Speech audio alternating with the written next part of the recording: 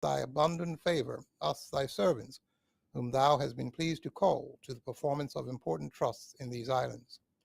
That thy blessing descend upon us here assembled, and grant that we may treat and consider all matters that shall come under our deliberation in so just and faithful a manner as to promote thy honor and glory, and to advance the peace, prosperity, and welfare of these islands and those whose interests thou hast committed to our charge.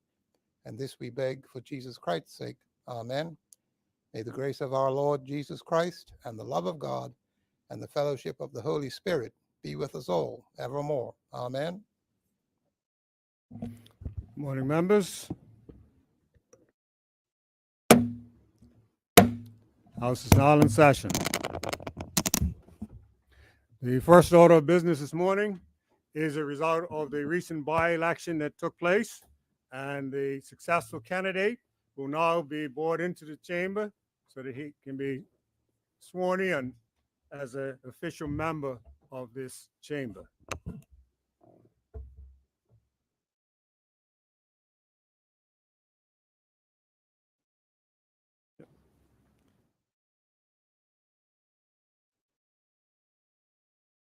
And Mr. Richardson, on his first occasion of coming through, you need to let him know that he bows when he comes through there.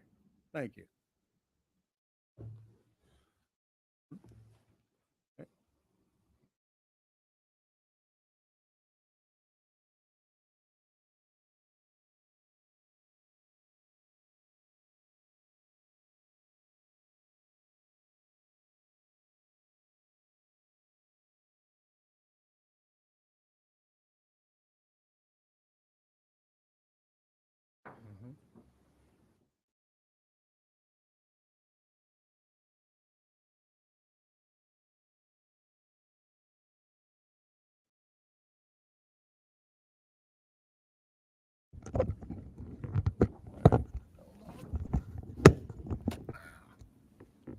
I do swear that I will be faithful and bear true allegiance to His Majesty King Charles III, his heirs and successors, according to law. So help me God.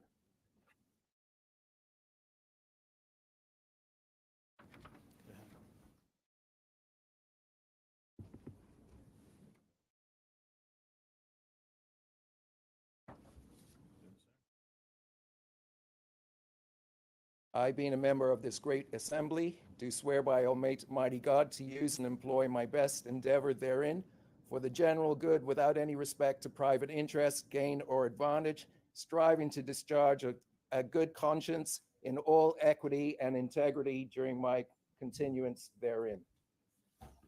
Thanks.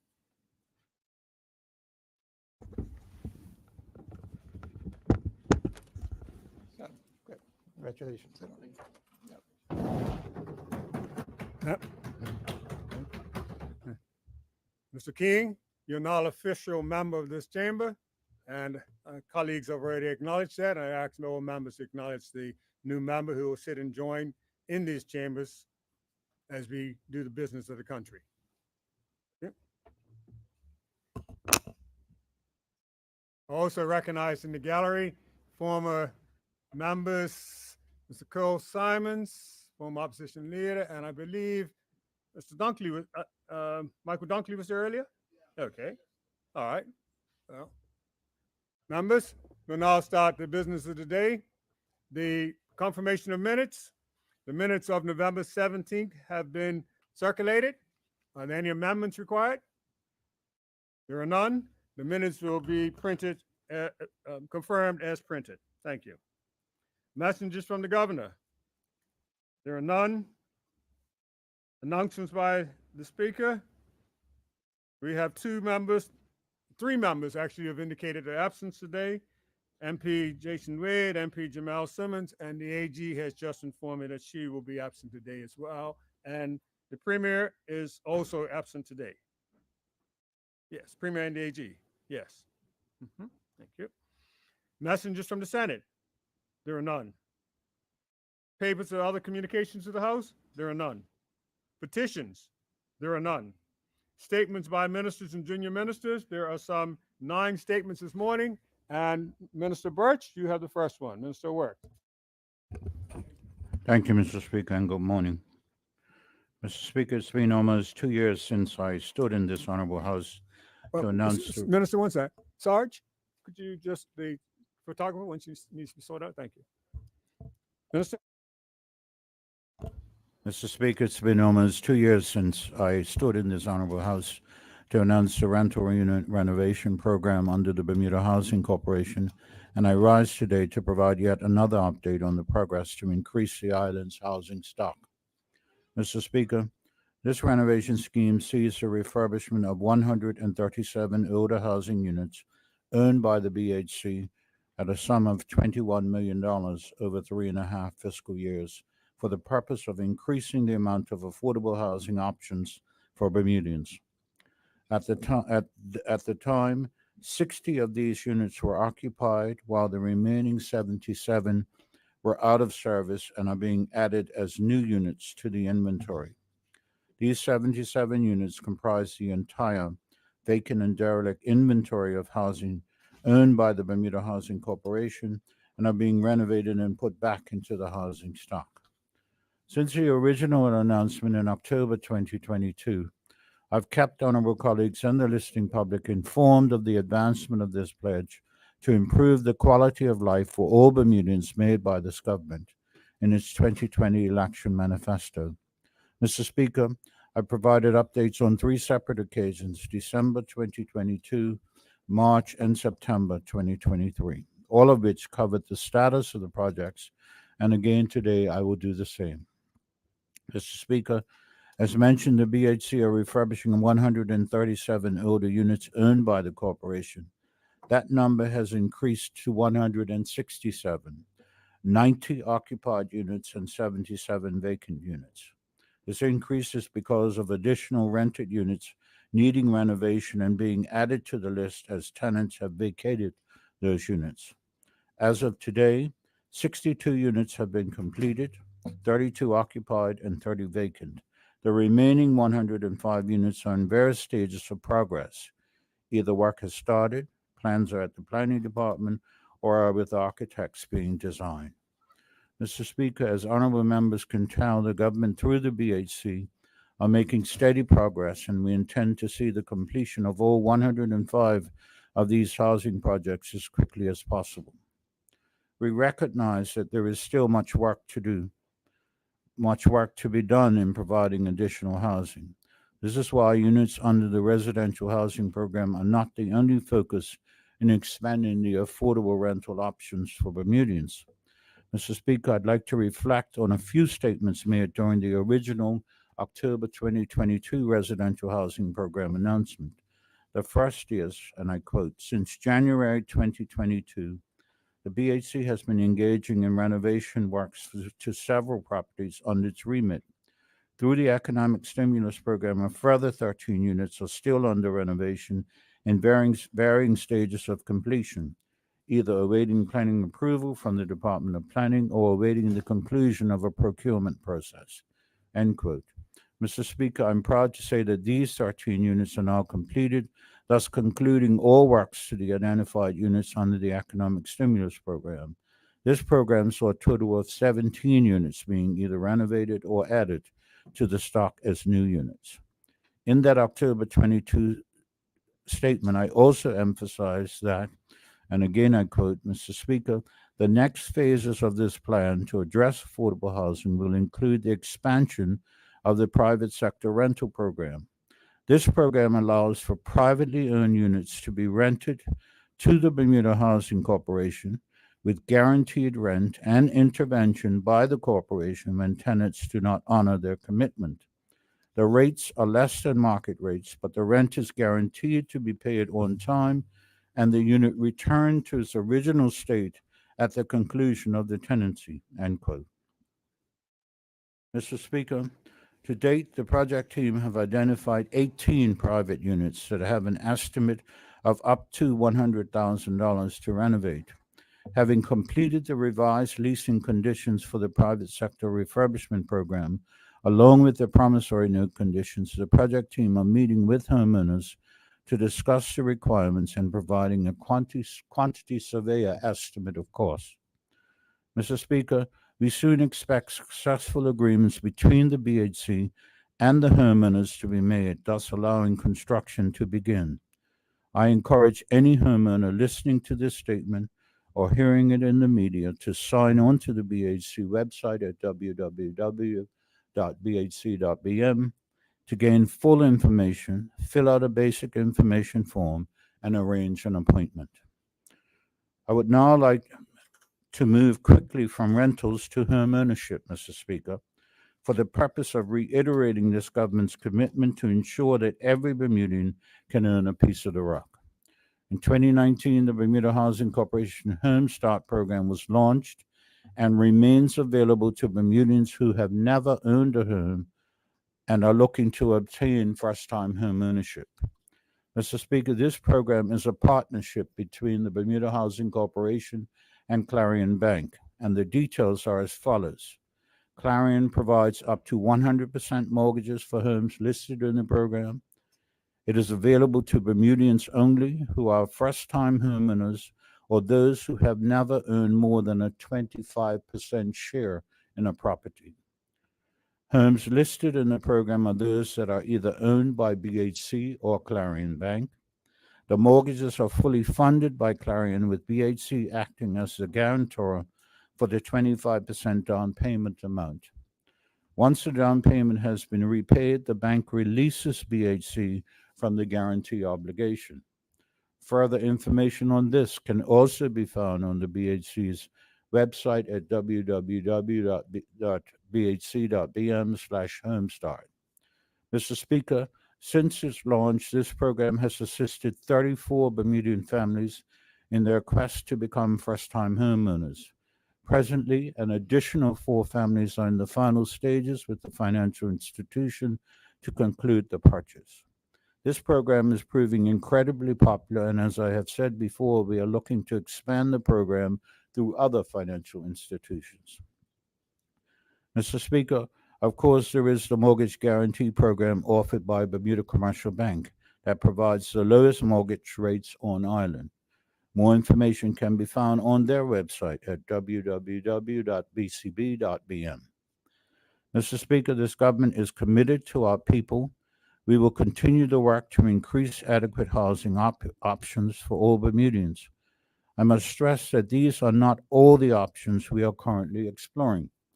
Discussions on a number of other options to increase the housing stock are underway and will be reported publicly when those discussions conclude.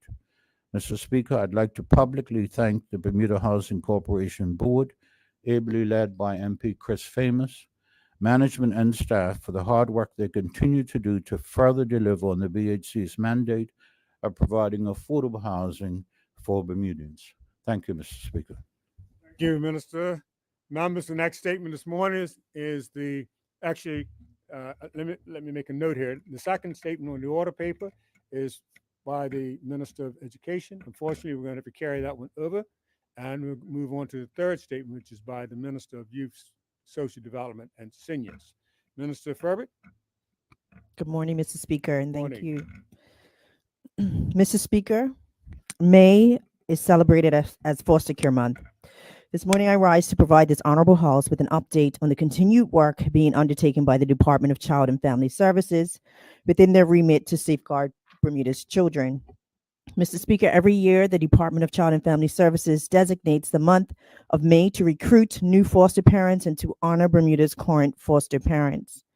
The foster care team had a full month of recruitment activities planned. This included appearing as guests on the Motion to Adjourn radio show on May 2nd and the Daily Hour morning show on May 8th. The foster care coordinator, Ms. Selena Simons, was an invited guest to an in-person presentation at the Hamilton Seventh-day Adventist Church on King Street on May 11th. There were additional radio talks planned with local radio stations throughout the month. The Department of Communications also prepared colorful graphics that were used throughout the month for recruiting foster care parents via the government's social media pages. Whilst we are pleased and thankful for the current pool of foster care parents who are to be commended for the role that they play in providing stability for our foster children, we must express our plea. We need more foster parents. Foster parents open their hearts, and their homes by taking in children who need nurturing, guidance, and love. These children cannot remain with their families of origin for a variety of reasons. Foster parents fill in the gap with the ongoing support of the Department of Child and Family Services. Mr. Speaker, I take great pleasure in informing this honorable House that on Sunday, May 5th, 2024, I attended the annual appreciation tea for our foster parents. At this event, the Department of Child and Family Services was able to show tangible gratitude to the foster parents, kinship caregivers, and respite care providers. Musical selections were provided by the talented Nariah Bean, who is the current head boy at the Bermuda Institute.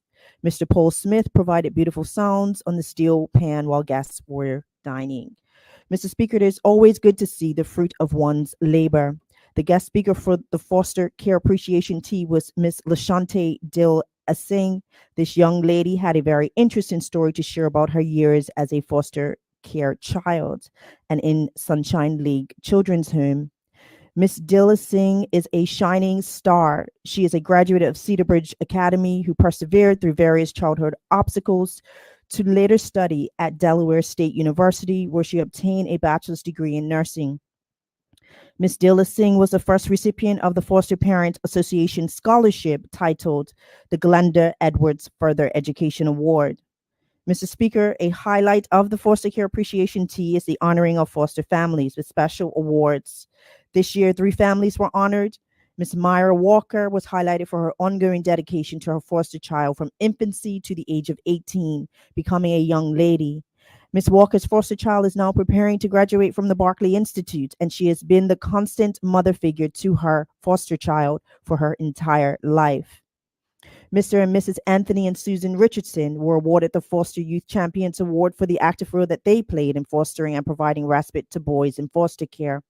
And Miss Irene Francis was presented with a beautiful arrangement of flowers upon her retiring from her tenure as a foster parent after serving for 20 years.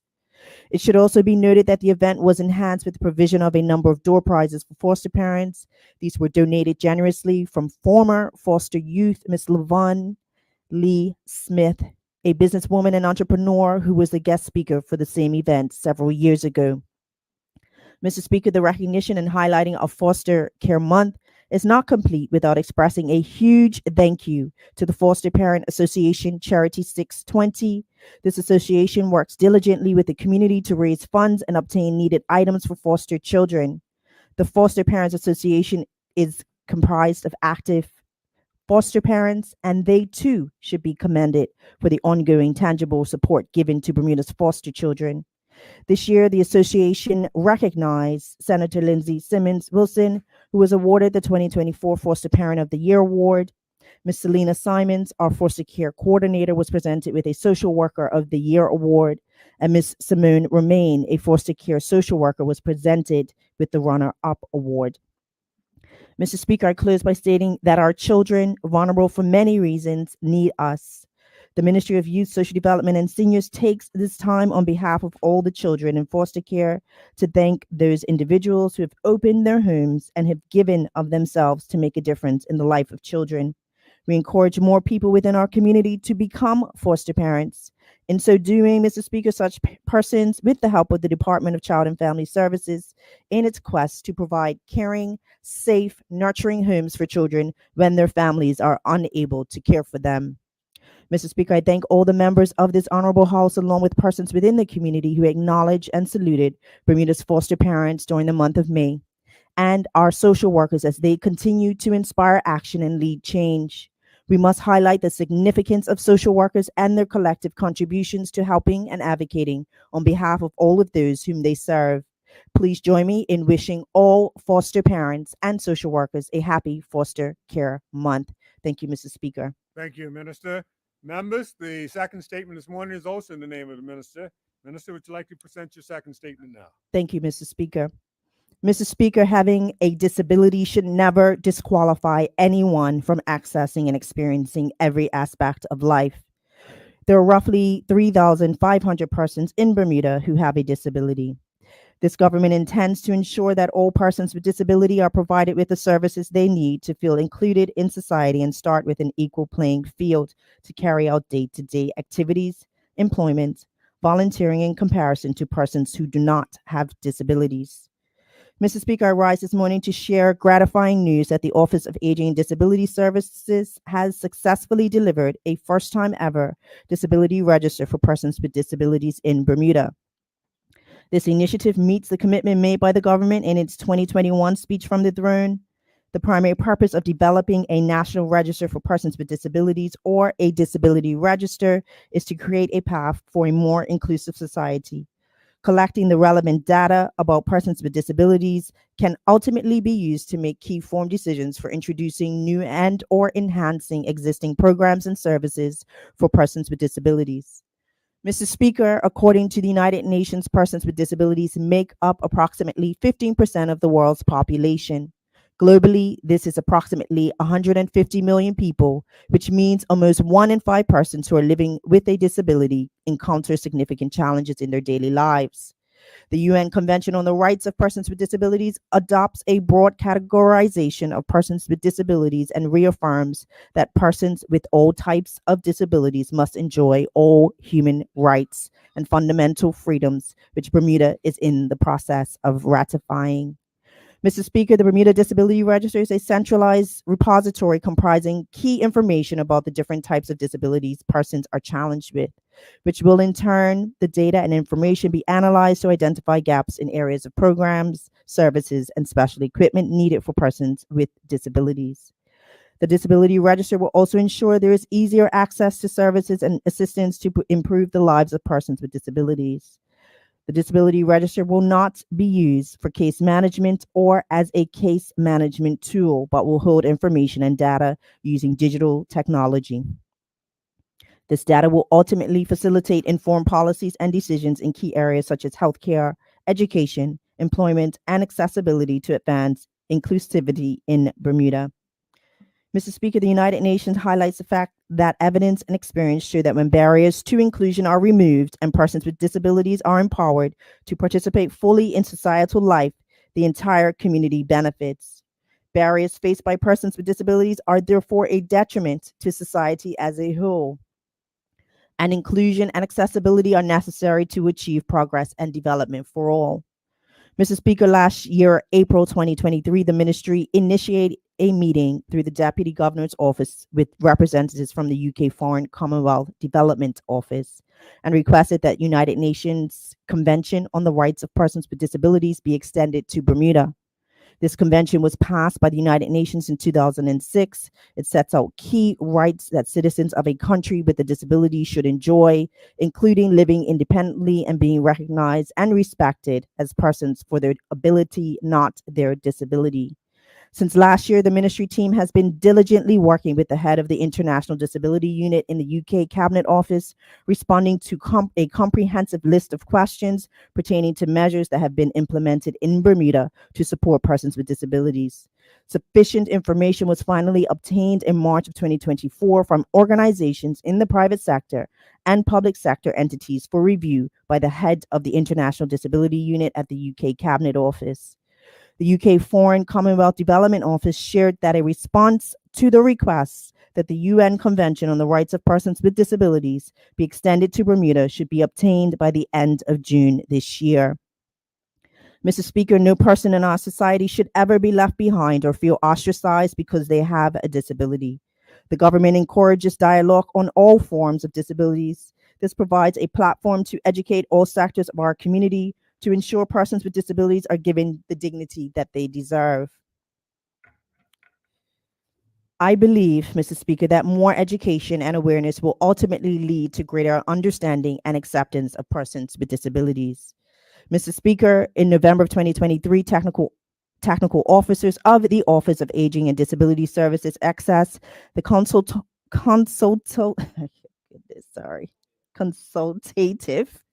services of, I'm reading too fast, CBC Tech Emporium, which is a web, mobile, and software development agency in the Bahamas. The consultancy service was fully funded by the United Nations Development Program Multi-Country Office in Jamaica to lend technical support to Bermuda for the development of a disability register. Since January this year, there has been steady collaborative work involving the consulting firm, the government's IT office, technical officers in aging and disability services, and specialists in the disability services in the private sector to create, deliver, and test a disability register app for Bermuda. Mr. Speaker, currently, Bermuda does not have a legal disability framework as in other jurisdictions. For example, the Jamaica Disability Council operates an established disability register as it's stipulated by their Disability Act of 2014. The Bahamas has a National Commission for Persons with Disabilities, a statutory body that represents the community of persons with disabilities and also stakeholders. The commission in Bahamas is steered by Persons with Disabilities Equal Opportunities Act of 2014. Therefore, in absence of a legal framework for Bermuda, the first step in the planning process for developing a disability register for Bermuda was to obtain legal counsel from the Attorney General's chambers relating to the collection of information from persons with disabilities. Chambers duly advised, and technical officers widely communicated that information collected would be considered highly confidential and would be securely stored to be used only for the express purposes of supporting informed decision-making for improving and guiding policy, healthcare, education, and accessibility initiatives, and to facilitate targeted support and delivery of resources to the community. Mr. Speaker, the introduction of the Disability Register shows that Bermuda is making national changes to improve its existing level of compliance with the United Nations Convention on the Rights of Persons with Disabilities. This advancement also demonstrates to the UK that the government remains committed to supporting persons with disabilities and is preparing the country and its people for when the United Nations Convention on Rights of Persons with Disabilities is extended to Bermuda. Mr. Speaker, the government has advanced its vision for strengthened services, opportunities, and policies for persons with disabilities with the historic launch of a first ever National Disability Register mobile application. The launch was held on the steps of City Hall Wednesday, April 24, 2024. I stood there on the steps along with the UNDP Assistant Resident Representative, Ms. Kimberly Wilson, very proud to proclaim that Bermuda was intentionally serving its population of persons with disabilities. Mr. Speaker, I was so gratified to see the many persons with disabilities who attended and were excited that the government was valuing who they were. Mr. Speaker, I started to read this statement this morning by saying that having a disability should never disqualify anyone from accessing and experiencing every aspect of life. At the launch of the Mobile Disability Register app, persons with disabilities who attended truly felt valued. This was evidenced by the many hugs and smiles they were giving to the ministry team and the representation from many organizations who were present. It was a moving experience on that day. Mr. Speaker, the launch of the Disability Register mobile app included an outdoor registration period on the lawn of City Hall, which was attended by scores of persons in the community, including parents and caregivers. Persons who registered using the disability app on that day were provided with gift vouchers. Since registration was voluntary, the gift vouchers served as an incentive to encourage persons to register. The launch was a first in its series of registration drives to register persons with disabilities on the mobile application digitally. It proved a knowledge fair attended by various organizations which provided services, products, and programs to persons with disabilities in our community. During the launch, 67 persons with disabilities registered on the mobile app. Also, the ministry team, along with the consultant, were there to help and answer any questions about the Disability Register app. To date, a total of 71 persons have registered. Mr. Speaker, with any new initiative, there are always areas of improvement observed throughout the rollout phase. As such, since the launch of the Disability Register app, upgrades have been made to the platform to improve the performance and optimization of the mobile application. The mobile app is now available for download from both the Apple App Store and Google Play stores, or the web link can be downloaded at the link to app BDA Register. As an example of the Disability Register's app's functions and capabilities, an inclusive text-to-speech feature translates written text on the app to voice so that the words can be heard by individuals with visual impairments. Mr. Speaker, in July, August of this year, the Office of Aging and Disability Services will host another incentive-based registration drive to give persons with disabilities and or their families the opportunity to register. Data collected during the next island-wide registration drives will build the database and also serve as an opportunity to further develop the app to a comparable product with our counterparts in other jurisdictions. Over time, the intent is to set up kiosks in various accessibility locations throughout the island where persons can register at their leisure. The broader vision is to scale the digital application to offer job listings, to provide notice of natural disasters, to provide deaf interpretation, and in time provide accessibility transportation options for persons with disabilities. Mr. Speaker, the Office of Aging and Disability Services will be responsible for overseeing, updating, and maintaining the database. Staff have been trained on how to use the application and register persons with disabilities. Ongoing training will be provided for the upkeep and support of the custom mobile application and web dashboard to effectively manage the data. The consultant firm will continue to provide technical and maintenance support via contractual agreement for a finite period to provide continuous functionality, timely updates, and technical support, all of which are crucial for the smooth operation of the digital platform. Mr. Speaker, the UNDP, which was declared its support for innovation-led digital solutions to advance social development in countries, recently financed the development of an accessibility mobile app for the government of Bahamas. In expanding its pragmatic footprint in Bermuda, UNDP will build upon successes and lessons learned from the Bahamas. The digital solutions are financed under UNDP's Social Resilience and Inclusion Portfolio in its 2022 to 2026 multi-country program. Mr. Speaker, the launch of the Disability Register is a significant milestone in Bermuda's history.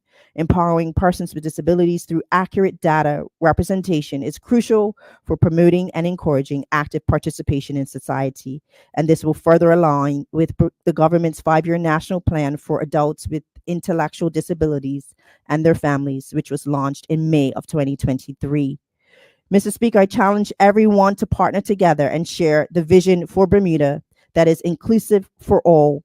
In doing this, we can collectively progress towards not only achieving the UN Sustainable Development Goal number 10, reduced inequalities, but we can also break down barriers, challenge stereotypes, and create a Bermuda where persons with disabilities can fully participate and thrive. In closing, on behalf of the government, I am deeply grateful for the collaboration and support the ministry has received along this journey. From the invaluable input of the UNDP to the commitment from our government departments, community organizations, and support agencies, it has truly been a collaborative effort upon which we can build a Bermuda where no one is left behind. Thank you, Mr. Speaker. Thank you, Minister. Members, the following statement is also in the name of the Minister. Minister, would you like to continue with your third statement? Thank you, Mr. Speaker. Right ahead. Mr. Speaker, this morning I rise before this honorable House very much pleased to introduce the bill entitled the Financial Assistance Short-Term Relief Benefit Act of 2024. This bill seeks to establish a framework to provide immediate financial support on a short-term basis for persons who qualify in the event of experiencing financial hardship due to unforeseen circumstances. This is a new financial assistance benefit. Mr. Speaker, this initiative was a commitment in the 2022 speech from the throne when the Department of Financial Assistance fell under the remit of the Ministry of Economy and Labor. As highlighted in the throne speech, this initiative was part of the financial assistance reform and would assist households requiring immediate assistance with expenses for a short period due to sudden hardships, such as involuntary job loss or a death in the family. Mr. Speaker, I remind my honorable colleagues that the COVID-19 pandemic demonstrated that there were nowhere for Bermudians to seek immediate financial support in the event of an impending unforeseen circumstance. Resultantly, in September of 2020, the government showed its commitment to Bermudians by implementing a supplemental unemployment benefit so persons could still have access to immediate financial support. Noting that many families were still being impacted, the supplemental unemployment benefit was extended on several occasions until it ended in November of 2022. However, Mr. Speaker, since the supplemental unemployment benefit was relinquished, there have still been Bermudians who continue to experience financial hardship due to unforeseen circumstances and who have no option to meet their immediate basic needs while taking steps to rectify their financial predicament. As contributors to our economy, this tends to place a mental burden on these persons, inhibiting their ability to maintain their livelihood. Research shows that individuals and households who find themselves in these circumstances are less resilient because they cannot meet their basic human needs, and despair begins to set in. Mr. Speaker, as I look around this morning, every one of us in this honorable house depends on a level of income in some way or another to meet our daily needs, whether for housing, food, transportation, utility bills, insurance, healthcare, education, or even to take care of our parents. The list continues. If we just pause for a moment, make this personal, and imagine the impact that it would have on us if we experience a sudden loss of income from losing a job or a death in the family of the main breadwinner, and what position that would place us and our families in, and its effect: anxious, emotionally stressed, fearful, insecure, and uncertain about the future, hopeless, depressed, and even angry, trying to maintain our financial obligations. This mental anguish can cause conflicts and tensions within our respective individual family units as we try to support each other while adjusting to a different way of living. Absolutely no one is immune from this type of situation. Mr. Speaker, it is important that we recognize this experience of financial hardship would not only affect our immediate families and children, but also our extended families as well. And eventually, a spillover effect into our communities will be unavoidable. But Mr. Speaker, I'm sure each of us here today would want to know that we have a government that understands, cares, empathizes, and plans for its people to the point that a structured framework is put into place to support families and households that suddenly experience financial hardship due to unforeseen circumstances and who ultimately need help. Mr. Speaker, let me cast the minds of my honorable colleagues back to 2017, when a financial assistance reform group was initially established. The mandate of the financial assistance reform group was to assess the effectiveness of the financial assistance programs in achieving its objectives, emphasizing areas where legislative and or policy reform may be required to improve service delivery. From this assessment, the reform group made recommendations for financial assistance reform.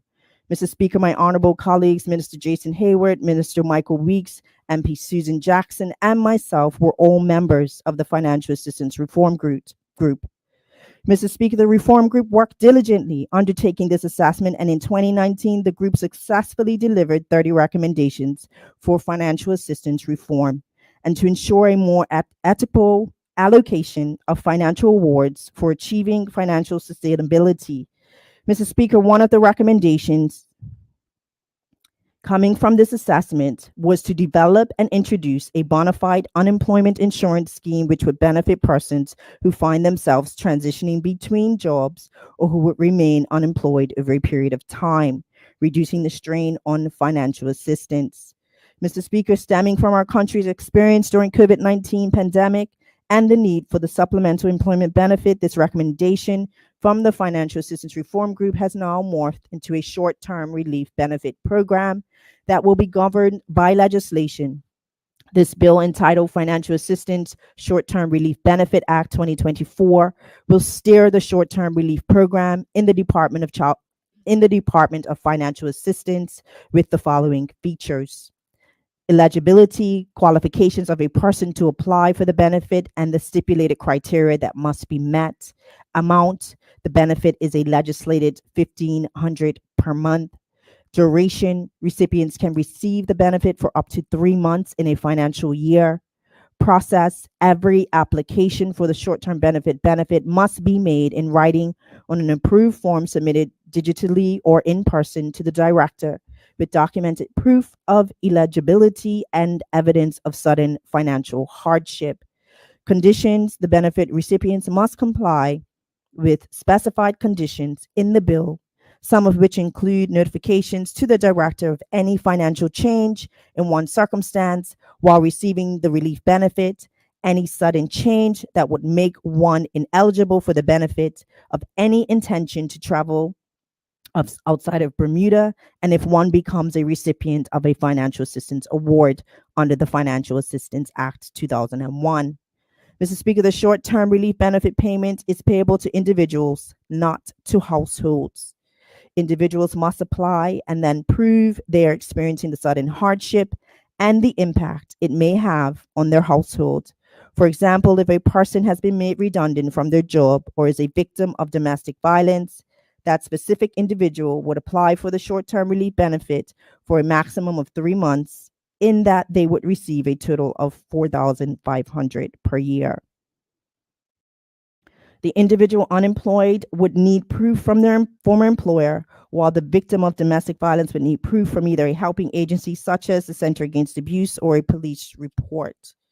Mr. Speaker, in the case of victims of domestic violence, when they eventually muster the courage to flee from their home environment because of abusive behaviors, the offending partner would often decide to block their access to funds by closing bank accounts and canceling credit cards so that the victim has no financial means. Persons experiencing this can apply for the short-term relief benefit.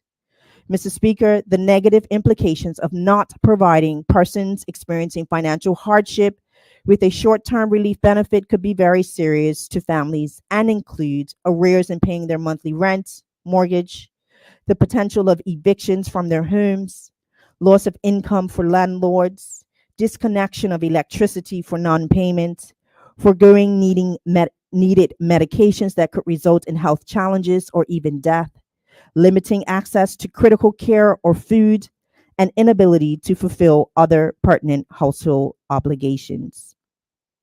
Mr. Speaker, some may say that a short-term relief benefit will create disincentives for persons intentionally looking for work, that it may reduce the labor supply or even increase a sustained financial dependence on government. However, this is not the intent of the benefit. We want to prevent long-term users of financial assistance. To mitigate those situations, a dedicated team will manage the short-term relief program and exercise due diligence in assessing applications, verifying evidence of proof, and conduct ongoing monitoring of any changes in a person's financial situation. The government views the introduction of the short-term relief program as a stimulus to help individuals maintain their skills, their motivation, and self-positioning them for re-entry into the labor market and reaching a point of self-sustainability. Mr. Speaker, the government's short-term relief benefit program will be a valuable social policy that aims to lend the needed financial support to Bermudians when experiencing sudden financial hardship. No one can predict unexpected hardships, but what we can do is plan for them.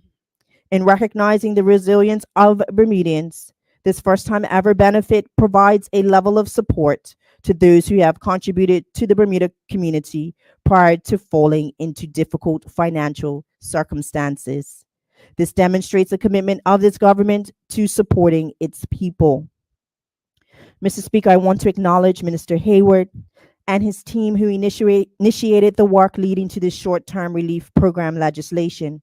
I extend thanks to my ministry team, inclusive of the acting director and deputy director of the Department of Financial Assistance, who diligently steered the completion of this legislation and who have framed the structure to offer this short-term relief program, which is due to commence on July 1st of 2024. Mr. Speaker, I now table the bill entitled Financial Assistance Short-Term Relief Benefit Act 2024. Thank you, Mr. Speaker. You mean you intend to table it later today? Thank you. Thank you, Minister. Members, the next statement this morning is in the name of the Minister responsible for the Cabinet Office. Minister Campbell. Thank you, Mr. Speaker. Mr. Speaker, I rise today to share an update on the work of the Office of the Privacy Commissioner in preparation for the Personal Information Protection Act 2016, perhaps better known as PIPA. The Office of the Privacy Commissioner, also known as PrivCom, and the Cabinet Office's Petty PIPA Unit are working hand in hand to ensure information, guidance, and tools are available to aid the island's organizations, including the public sector offices, to prepare to meet PIPA requirements. Mr. Speaker, as you are aware, PIPA will come fully into force on the 1st of January 2025, and the Commissioner has been conducting a Road to PIPA implementation program throughout 2024. The overall objective of the plan is to offer guidance to Bermuda's organizations and individuals in the year preceding the full enactment of PIPA, so that the island is prepared for the legislation to take effect. To date, the Road to PIPA program has provided tools to organizations to aid in building their privacy programs, improve general understanding of the potential risk related to collecting and storing personal information, identified actions required for Bermuda-based organizations to retain competitive advantages in the global business arena, enhanced training and development opportunities for Bermudians, creating potential opportunities for careers related to privacy and data protection, and has prepared organizations and individuals to take the necessary steps for PIPA implementation. Mr. Speaker, the Privacy Commissioner's Road to PIPA offers a step-by-step process for organizations to follow to comply with the PIPA legislation. The program is being updated regularly with downloadable resources available on PrivCom's website, www.privacy.bm. For the last 15 weeks to date, the Commissioner has provided weekly guidance, templates, and resources for organizations large and small to demonstrate their organizational commitment to PIPA, lay the groundwork for their privacy compliance program, and begin taking tangible steps such as conducting an inventory of personal information used by the organization and catalog business practices to ensure privacy is included. Mr. Speaker, the Commissioner's weekly updates will continue throughout the year. Organizations of all sizes can follow along and utilize quarterly checklists to track and document their progress towards compliance. I encourage every organization to review the resources in the Commissioner's Road to PIPA archive, no matter how they may be preparing for PIPA. The information can assist organizations to begin to take or review the steps necessary to integrate PIPA requirements into their organizations. If organizations have not started their PIPA journey, I want them to know that it is not too late to start on the road to PIPA. Mr. Speaker, in addition to these online resources, the Commissioner has been actively engaging with the community. PrivCom has developed a 6-month cohort program to help organizations undertake an accelerated road to PIPA in the fast lane while learning from and sharing experiences with their peers. The Commissioner has opened a public consultation with the financial services community, requesting feedback on how Bermuda's specialized international business practices may need specific PIPA guidance. This consultation leverages Bermuda's position as a global leader in meeting international financial standards to ensure that PIPA requirements will not conflict with their other legal requirements, such as monitoring for financial crime or the prevention of money laundering. Mr. Speaker, on the 8th of March, the Commissioner held a public information session at City Hall to provide a comprehensive understanding of what PIPA means for the community, as well as to recognize the important contribution of women to the field of data governance for International Women's Day. The Deputy Privacy Commissioner, Angie Farquharson, provided insight into her role and privacy in Bermuda. The event was well attended with beneficial discussions around the opportunities that Bermuda's privacy regime provides to both individuals and organizations. The Commissioner's next public information session will fall in mid July and will focus on PIPA compliance for local businesses. Mr. Speaker, in addition to preparing the local community for PIPA coming into force, the Commissioner has engaged with other jurisdictions to bolster Bermuda's reputation as a trusted hub for international data transfers. To illustrate the importance of this work, let me frame the context. In the field of finance and enforcement, Bermuda prides itself on strong regulation and has garnered international recognition for our standards and practices. As a global business hub, Bermuda's businesses receive data from organizations based in all corners of the world. Our business community would similarly prosper from international recognition for being a trusted jurisdiction for privacy and data protection. Mr. Speaker, this practice of recognizing trusted jurisdictions is a key feature of most privacy legislation. Such two-way recognition serves to provide practical certainty that Bermuda's businesses may engage with service providers in other trusted jurisdictions, and as a signal to the world that Bermuda is open for business as a trusted recipient of global data flows. Thanks to the Commissioner's engagement, Bermuda has received an invitation to participate as a member of the Global Cross-Border Privacy Rules Forum and its associated cooperation arrangement for privacy enforcement. The Commissioner has recommended that the government apply to seek participation under associate status in the forum.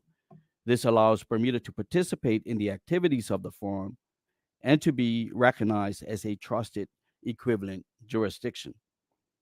Mr. Speaker, participation in this forum would mean that Bermuda stands side by side as equal partner with the United States, Canada, Australia, Japan, Singapore, Korea, the Philippines, Mexico, Chinese Taipei, along with other associates such as the Dubai International Finance Center and the United Kingdom.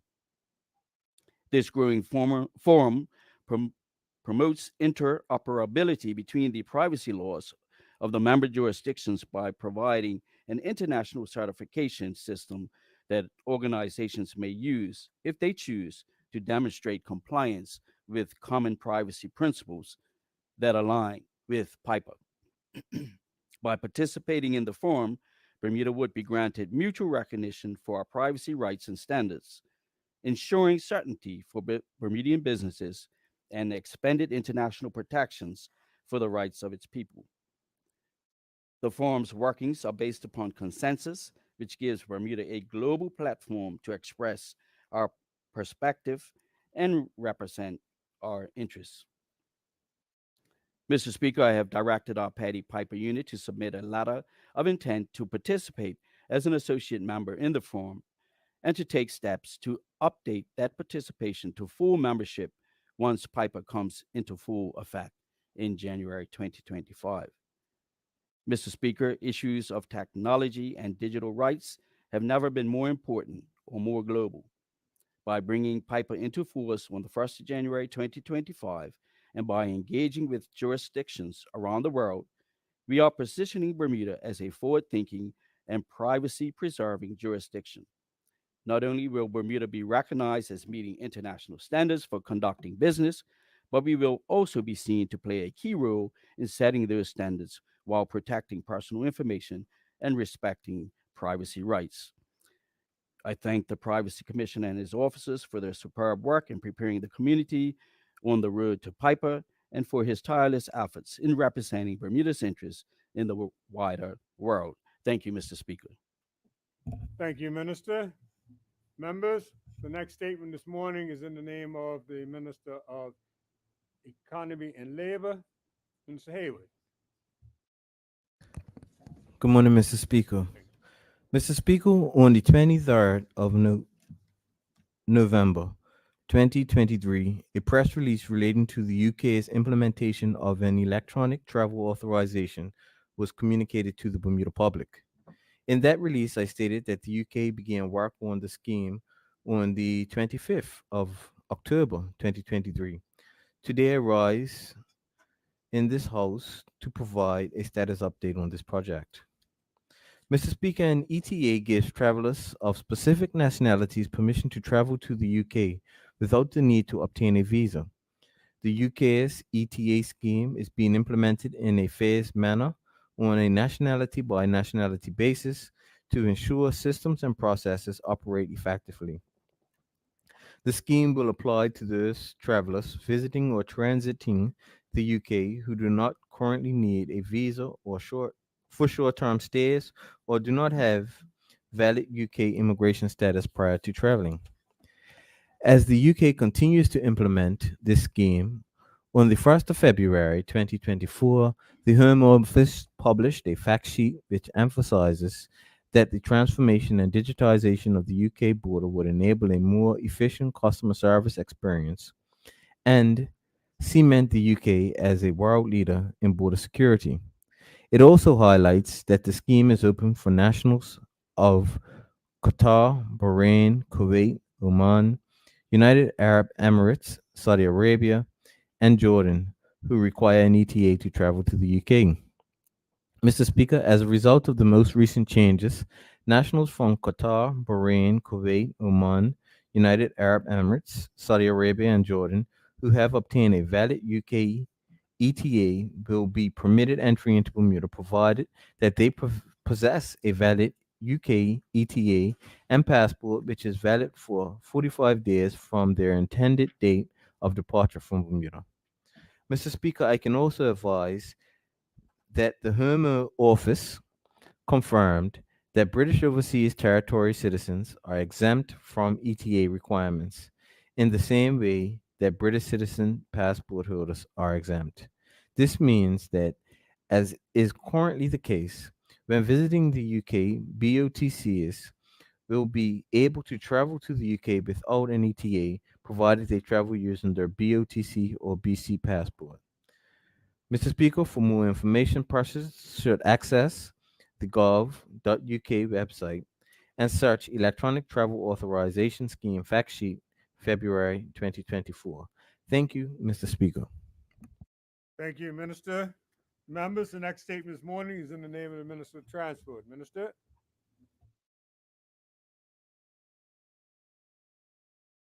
Thank you, Mr. Speaker. Pleased to address this Honorable House and the people of Bermuda. Mr. Speaker, I'm pleased to present an update on the status and outlook of our airlift, which is a vital component of Bermuda's economy and tourism industry.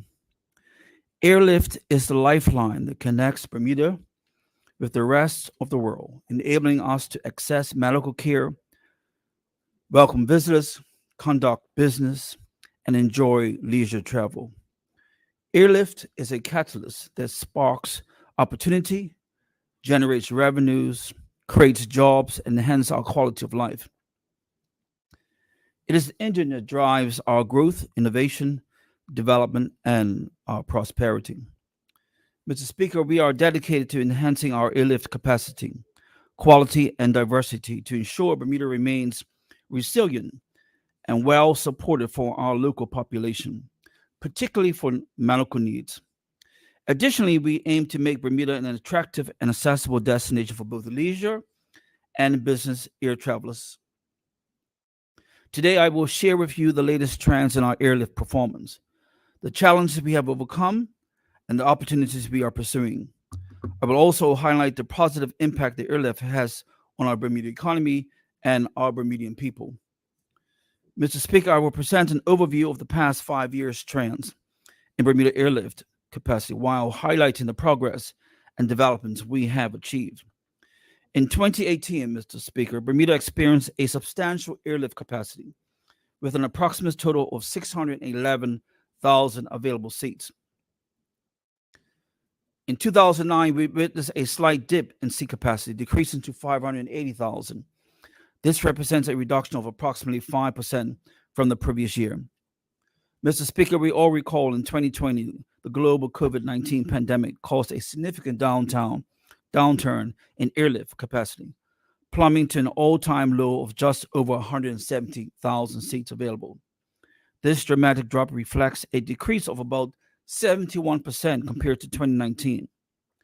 The year 2021 signaled a gradual recovery within airlift capacity, increasing to approximately 237,000 seats. This marks an increase of about 39% from previous year. Recovery continued into 2022, with a further increase in seat capacity to 356,000. This represents a substantial rise of approximately 50% compared to 2021. By 2023, the airlift capacity reached an approximate 433,000 seats, indicating a further growth of about 22% from 2022. Mr. Speaker, despite the challenges we had in 2020 due to the pandemic, we did not give up on our airlift, nor did we lose our hope for our recovery. We took decisive action to protect our health and safety, to support our airline partners, to stimulate demand and restore confidence. Mr. Speaker, as noted in 2023, we reached nearly 433,000. Therefore, as we navigate through the current year 2024, the upward trajectory continues, and we anticipate airlift capacity to increase even further. These escalating figures not only underscore a robust recovery for Bermuda, but also serves as a testament to our resilience and adaptability in the face of adversity. The growth in air travel showcased our ability to not just endure challenges, but to emerge stronger, thriving as a destination of choice.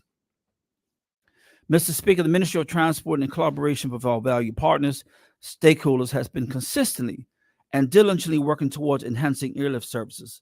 Allow me to highlight some of the noteworthy achievements were made recently, which has assisted in our increase in airlift capacity. Mr. Speaker, I am pleased to report that developments in our airlift services that have enhanced our connectivity and accessibility to and from Bermuda. These include American Airlines launches flights between Washington Reagan National Airport and Bermuda, with seasonal flights which resumed in April 2024. This route offers convenient connections to the U.S. Capitol and beyond, as well as increase our exposure to key political and business market. American Airlines resumed its daily non-service flight to Miami on November the 5th and extending its year-round connectivity from Miami to Bermuda. This complements the already established year-round service from JFK and Charlotte.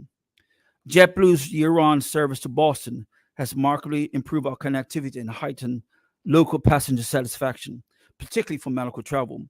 The reintroduction of this crucial route not only broadens our array of travel choices, but also reaffirms our dedication to delivering convenient and efficient air travel services.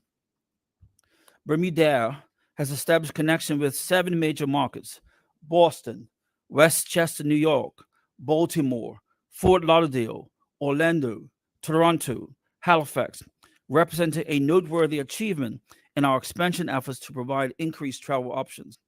Mr. Speaker, we are pleased to announce, I'm sure you've heard about it, that United Airlines will be flying year-round from Newark to Bermuda. This is the first time since 2016. Also, United Airlines' 35th anniversary providing air service to Bermuda is tomorrow, June the 1st. And I thank them for the many years of service and commitment to Bermuda, including their recent increase in seat capacity on the Newark to Bermuda route. Mr. Speaker, these achievements are not only beneficial for our airlift, but also for our economy, as they generate more revenues, create more jobs, and stimulate more activity. According to the Bermuda Tourism Authority, the estimated booking direct spending by air visitors in 2023 was $341.3 million, an increase of 26% over 2022. Mr. Speaker, in conclusion, I want to thank all those who have contributed to the success of our airlift and who continue to support our efforts to grow and improve it. I want to thank our airline partners, our airport authority, our airport operator, our tourism authority, our hoteliers, our travel agents, our taxi drivers, our hospitality workers, and are all our public servants who invested in ensuring our airlift is successful. I also want to thank our visitors who have chosen Bermuda as their destination of choice, who have shared their positive feedback and experience with others. I want to thank our people who have shown resilience and adaptability and hospitality in the face of diversity and change. Mr. Speaker, I want to end by saying airlift is not just a numbers game, but people. Airlift is not just about statistics, but about stories. Airlift is not just about flights, but about feelings. Airlift is not just about transport, but about inspiration. Airlift is not just about Bermuda, but about the world. Airlift is not just about today, but about tomorrow. Airlift is not just about us, Mr. Speaker, but it's about you. Mr. Speaker, I thank you. Thank you, Minister. Members, the final statement this morning is in the name of the Minister of National Security. Minister? Thank you, Mr. Speaker, and good morning.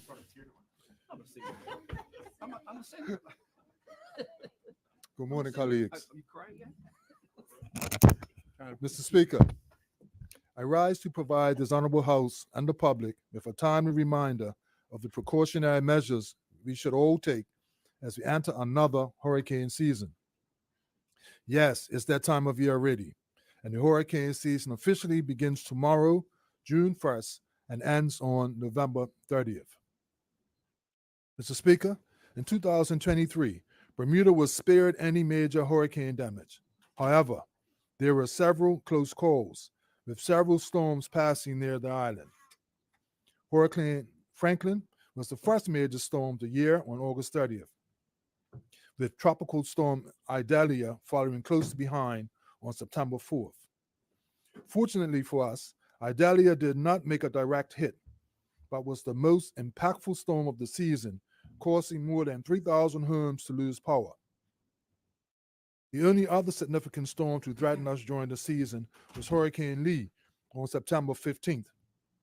Mr. Speaker, the National Oceanic and Atmospheric Administration Climate Prediction Center has predicted an 85% chance of an above normal season this year, with 17 to 25 named storms forecasted.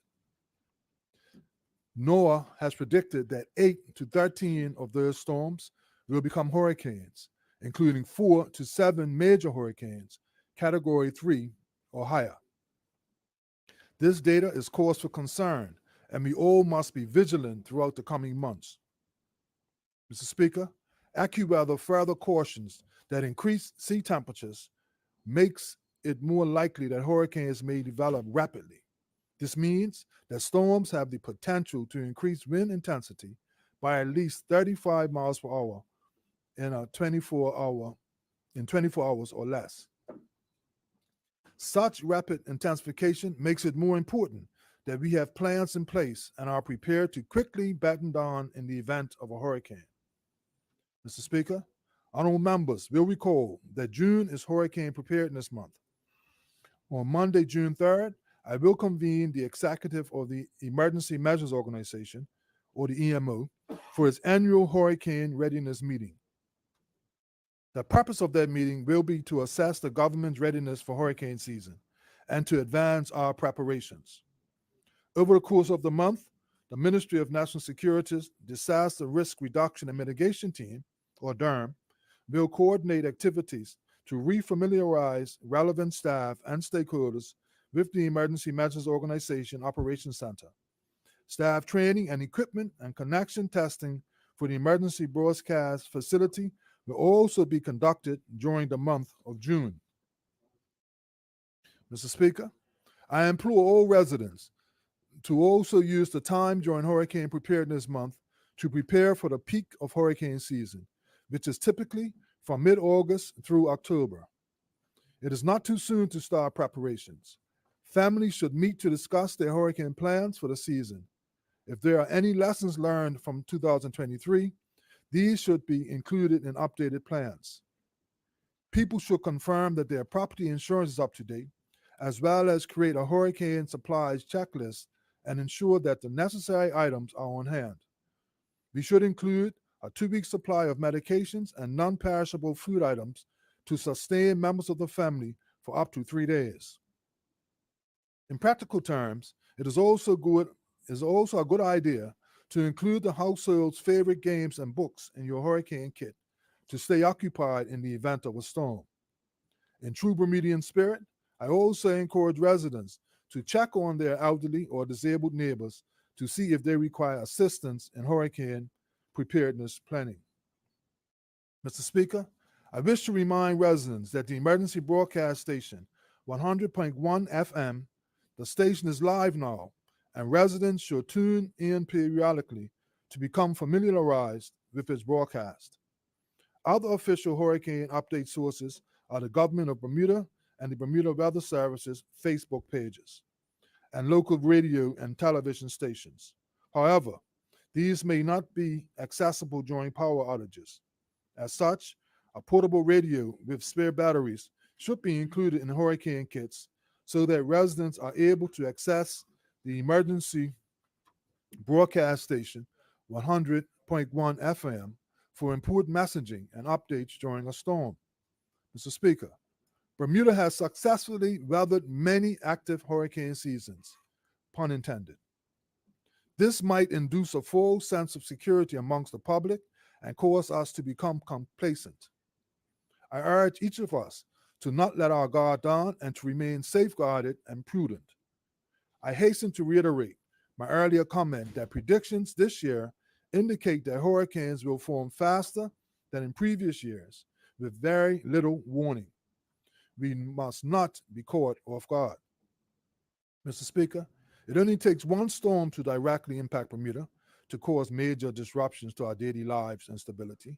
I urge the public to use the time now to make sure that proper preparations for hurricane season are made. The more we are prepared, the less damage we are likely to sustain. Mr. Speaker, it is well known that Bermuda and her people are resilient and very resourceful. I am confident that with early and adequate preparations, we will safely weather the 2024 hurricane season. Thank you, Mr. Speaker. Thank you, Minister. Members, that brings us to a close of the statements for this morning. We will now move on. The next item on the agenda this morning is reports of committees, and there are none. That leads us to the question period, and we have no written questions this morning, so the questions will come from statements that were given today. And ministers, we have members who wish to ask questions of your statements. The first statement this morning that has a question is the statement from the Minister of Youth, Social Development and Seniors regarding her statement on foster care, and that's from MP Jackson. MP Jackson, would you like to put your question? Thank you, Mr. Speaker, and good morning. Good morning. I'd like to ask the minister if she's able to provide us with a number of, or an estimated number of the children in Bermuda that are presently awaiting the support of foster parents within our system. Minister? Mr. Speaker, I can give the information on how many children we have in foster care, as well as foster parents. We have 59 children in foster care, and 57 in foster. Sorry, we have 57 foster families. We do our due diligence as best as we can to be able to place children when there becomes a need. But those are the numbers of children who we have currently placed in foster care. Thank you. Supplementary or second question? Nothing else, thank you. None? Okay, thank you. Thanks, Minister. There are no further questions to you regarding that statement. However, your next statement in regard to disability, disabled persons, MP Pearman would like to put a question to you. MP? Thank you, Mr. Speaker, and thank you, Minister. Obviously, the opposition would like to commend the introduction of a national registry for the disabled when that does come into effect. And also, it's pleasing to hear that consultation has been paid for by the United Nations. It's nice to see someone else picking up the bill rather than the beleaguered Bermudian taxpayer. My question, Minister, to your statement this morning is you referenced that the convention may be being extended to Bermuda and that we'll have a response to our request from the UK by the end of June of this year. Assuming for a moment that the response is positive, so assuming that the convention will be extended to Bermuda, what are the practical ramifications of that extension? What will happen in real terms? Thank you. Minister. Thank you, member, for that question. The positive ramifications for that extension is to, number one, identify where Bermuda, what we're doing well, what our strengths are as far as serving our persons with disabilities, but it will also identify where where we need to improve. And that is very important information for us as a government to be able to progress initiatives and services for persons with disabilities. But also, it also lets our community and our community globally know as well what our needs are. And so that's what the extension will offer. It will also put us in line globally with the other countries that have been extended that convention as well. Thank you, Mr. Speaker. Supplementary or new question? A new question, thank you. Go ahead. Minister, you mentioned during your statement barriers to those with disabilities and accessibility for all. Could you kindly update this Honorable House on the considerations, your considerations of building access and where that currently stands? Thank you. Minister. Thank you, Mr. Speaker. Mr. Speaker, I did mention in my statement in regards to right now, Bermuda has no legal framework for persons with disabilities. And so we are definitely looking forward to progressing a Bermuda Disabilities Act. Thank you for that answer, Minister. Mr. Speaker, no further questions. Thank you. Further questions? Thank you. Minister, there are no further questions for you in that matter. We'll now move on. Members, the next statement that has questions this morning is the statement from the Minister of Transport. Minister, MP Jackson would like to put a statement to you. MP? Thank you, Mr. Speaker. And how to frame a question that is congratulatory. So will the minister please accept the congratulations and appreciation for the hard work that he and the Air Service Development Team have done, because it has been a stellar job to get from what we had 0 seat capacity in 2021 up to now 433,000 seats. So that's an accomplishment. But my second question, or no, not my second question. All right, I'll sit down and see if he accepts my. I think you're really looking for a response from that. Okay, great. Can Thank you. Frame a question that he that can was respond my preamble. to. Frame a question he can respond to. So my question to the minister, getting from 433 odd thousand seats that we're presently at up to the sort of 661 or 600,000 that we had before the COVID pandemic. If he could maybe just give us an indication of where we see that there are still gaps to be filled in air capacity. Thank you. Thank you. Minister, I hope that was easier for you for a question. Than the Yeah, first that's one. an easy question. First of all, on behalf of the government, yes, we thank you for the congratulations. The last part is that it comes down to numbers of rooms. You can't overdo it as far as that. So we're having discussions also with other airlines who are very interested in coming this way. But it depends on availability in other areas. And the government is working on those particular areas. So we'll have to wait and see how that happens. But as soon as that happens, we will make sure that, we'll make sure, but we will have further discussions with airlines to see how we can make it happen.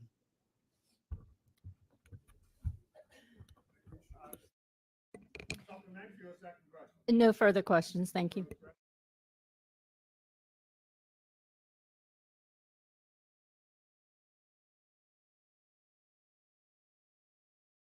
Sorry, members, there are no further questions. Mr. Whip, could you come see me a minute, though, please? Thank you.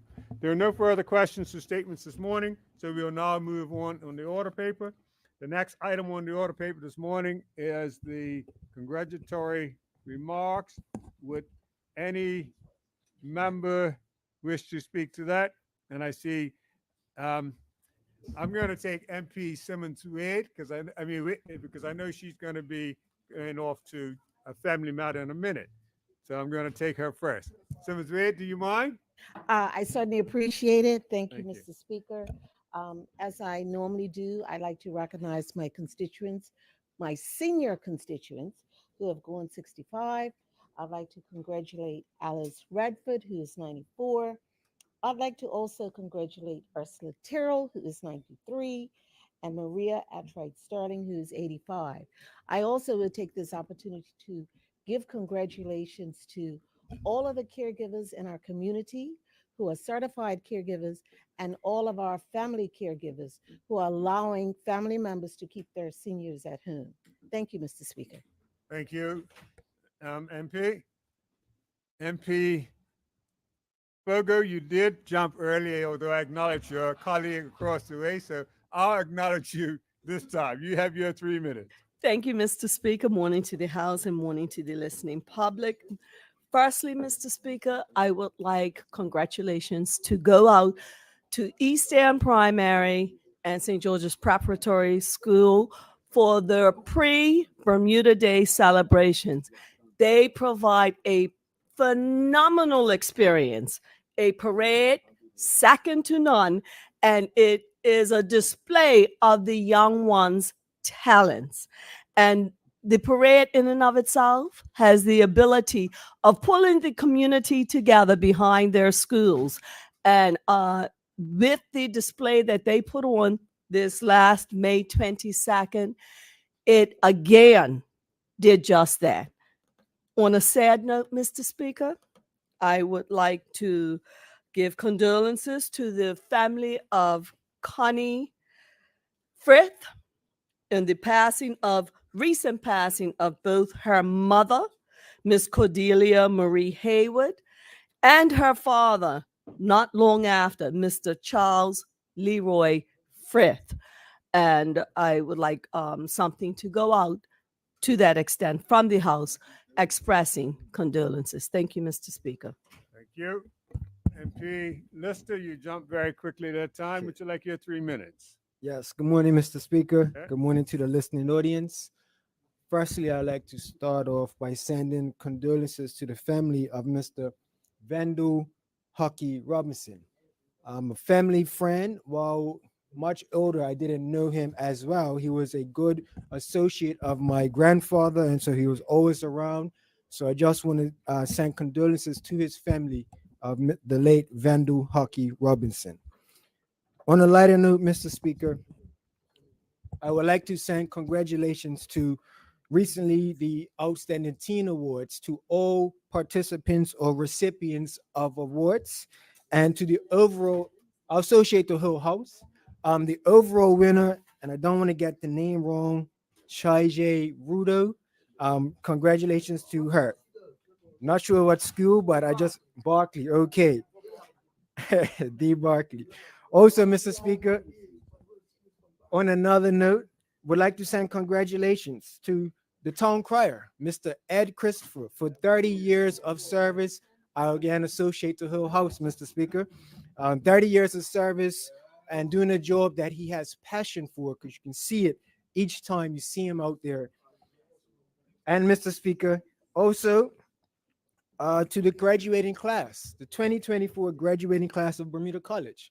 Would like to send congratulations to all the students in that class and wish them success in their future endeavors. And specifically associate the Minister of Education and also the whole house. And Mr. Speaker, last week, Friday, we celebrated Bermuda Day. And I want to send congratulations to all the participants in the 24th of May half marathon, the parade, and Mr. Speaker, the junior race. I just want to highlight the winners, the 24th May half marathon, Mr. Lamont Marshall and Miss Gail Lindsay. And then in the junior race, we had Mr. Sanchez Smith and Miss Naomi McGinnis, who in this year set or tied the record for the junior race for the females. Previously, she had run it. Oh, she set the new record. I stand corrected. So congratulations to them, Sanchez Smith and Naomi McGinnis. And lastly, Mr. Speaker, we all know that this year, summer, we'll be celebrating the 2024 Olympic Games. And I want to give congratulations to all the Bermudian athletes that have qualified to represent Bermuda. There's still some to qualify, but for those that have already, congratulations to them and that they represent Bermuda well overseas in the Olympics. Thank you, Mr. Speaker. Thank you, MP. MP De Silva, you look like you sprung up pretty quickly that time. Would you like your 3 minutes? Yes, I did, Mr. Speaker. Mr. Speaker, I jumped up so quickly on behalf of our brother Clan Woods, who passed this week. And Mr. Speaker, I'm sure that many things will be said, certainly at his funeral. And I think I'll leave most of those comments to that time. But of course, my heart goes out to Kendi and the family. And I think that he will be given his due when he is funeralized, Mr. Speaker. I'll leave it right there. Thank you. Yep. MP Scott, you have the floor. Thank you, thank you, Mr. Speaker. Had some competition to my left. Just wanted to send a letter of congratulations to all the winners of the Outstanding Team Awards, and I declare my interest as it was started by my mother, Olga Scott. In STEM, Science, Technology, Engineering, and Math, you had Moriah Bridgewater from the Barclay Institute, Luke Foster from Warwick Academy. With most progress, you had Samaya Rose from Bermuda Institute, Decatur Gilbert from Cedar Bridge Academy. In academic achievement, Shajay Rudo from the Barclay Institute, Benjamin Mello from Saltus Grammar School. In sports, you had Adriana Argent from Warwick Academy. You had Anaje Santos Martin from Mount St. Agnes. Public speaking, Eve O'Connor from Warwick Academy. Entrepreneurship, Zaya Swanson from Bermuda Institute. Rakai Lightborn from Bermuda Institute. Community service, you had Leila Ganali from Saltus Grammar School. You had Narai Bean from Bermuda Institute. Spiritual leadership, surprisingly not won by Bermuda Institute. Dominique Brown in Cedar Bridge Academy, and Tajay Baisden from Cedar Bridge Academy. Visual arts, Naomi Every from Summersfield Academy. Perseverance, Catherine Bean Rosario, Saltus Grammar School. Jordan Lightborn from Bermuda Institute. Performing arts, Satya Darrow from Summersfield Academy. Naraya Bean from Bermuda Institute. Vocational Technical Arts, Paula Aguirre from Cedar Bridge Academy. Leadership, Amara Richardson from Warwick Academy. Shane Powell Hayward from Warwick Academy. And special recognition, Satya Darrow and the outstanding overall team of Shajay Rudo from the Barclay Institute. Just want to send a special congratulations to all of them. And if this is any sign of what the future of Bermuda is going to look like, our future is strong and bright. Thank you, MP. MP Jackson, would you like your 3 minutes? Thank you, Mr. Speaker. On a very sad note, I would like to send condolences to the family of Gwendolyn Brunson. She was the mother of a former member of Parliament, John Brunson, who sat in this chamber. And he certainly has provided us with his public service and was raised by Gwendolyn, who was quite the entertainer. She loved to dance, and certainly her farewell service at Vernon Temple was certainly full of a reflection of her legacy of family, as well as the joy of entertainment, which was very much a part of that service. On a happier note, I would like to recognize and be associated with the congratulations of Lamont Marshall and winning the half marathon on Bermuda Day. He lives in constituency 10, so this was somebody that we had the honor of meeting in person during the canvassing before the by-election. I'd also like to send out congratulations to the College of Natural Health Science Bermuda. This is run by Reverend Dr. Deltroy Bean and his wife, Dr. Delsina Bean Burrows. They have a wonderful program that's going, a real reflection of entrepreneurship, service to the community, educational development, all in one package, and it's healthy. They had a lovely graduation ceremony on the 29th of May. I had the honor of being there as my mother, Louise Jackson, was honored and was actually given an honorary doctorate in natural health science at the graduation ceremony, which was absolutely lovely. And I wish the College of Natural Health Science Bermuda all the best in the future. Thank you, Mr. Speaker. Thank you, MP Jackson. And Mr. Whip, would you like your 3 minutes? Thank you, Carol? Mr. Speaker, and good morning, colleagues.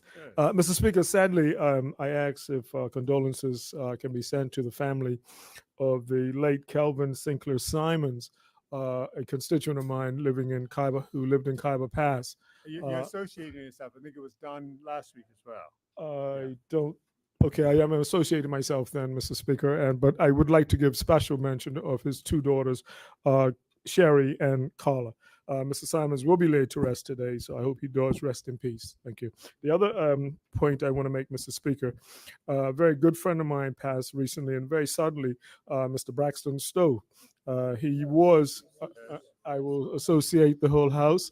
Mr. Stowe previously was a neighbor of mine up in Rocklands before moving out, but he's certainly better known for his, or well known for his sports qualities, because we played together in slow pitch softball, and he also was a tennis pro who taught my grandson. He was his first coach, Nyland. He was Nyland's first coach, and brought him along quite well. On a happier note, Mr. Speaker, sometimes we have to do things we don't really want to do. I don't normally bring happy birthday greetings, but I have today bring happy birthday greetings to a Mrs. Valeria Butterfield, commonly known as Duppy. She's my mother-in-law. She's 95 today, Mr. Speaker. So, and I would have, if he was in the house, associate her nephew, the Minister Weeks, but he's not here now. But I'll associate him anyway. Thank you, Mr. Speaker. Thank you. And any other member? MP Swan, you're rising a little slow this morning, but you've got your 3 minutes. Yeah, I'm hopefully in a few months I'll rise a little bit faster. Okay. I would like to be associated with the condolences to the Woods family, to the Brunson family, to the Stowe family, and on those condolences that were done justice this morning. I would like for a suitable congratulatory remarks be given by myself to Bermuda Breeze, a collaborative effort led by Mariko Thomas, Ms. Danielle Riviera, from the Bermuda Chamber of Commerce in collaboration with Transport Department, Ministry of Transport, and also the BTA and the Ministry of Youth, Tourism, Culture, and Sport. It's breathing life into St. George's through vendor markets, 7 days a week for 365 days, a commitment through the end of the year with entertainment as well. Certainly is a tremendous initiative. I'd like to be associated with the May 22nd congratulatory remarks given by MP Fogo, and the remarks for May 24th and the Olympians given by MP Lister, and to be associated also with the 2024 Teen Services Award, singling out the 2022 Perseverance winner was David Gunawardine, a young man who was near death some years ago through a car accident. I had the honor and pleasure of coaching him in golf, and to watch him walk across the stage surprised me and pleased me, and may he continue to go forward. And make mention of Ms. Roxanne Christopher and Ms. Wendy Augustus, whose work behind the scenes along with their team illuminated the legacy left by Ms. August, the late Ms. August Scott, whose son and daughter and husband were there to receive her accolades, and I'm sure they did so proudly. And finally, to recognize the launching of the spelling bee on the steps of City Hall, being spearheaded by retired Justice Norma Wade, and ably assisted by a group team that meet regularly. The master ceremonies, none other than Mr. Robert Horton, and all those associated did a wonderful job putting their heart into an initiative that illuminates and the importance of education, the importance of literacy, and we celebrate that. Thank you, Mr. Speaker.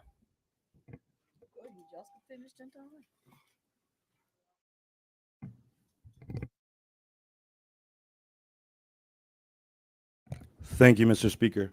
Mr. Speaker, I would like, on behalf of the One Bermuda Alliance, to congratulate and welcome our latest MP to the House of Assembly, Mr. Robert King, MP King. Thank you, Mr. Speaker.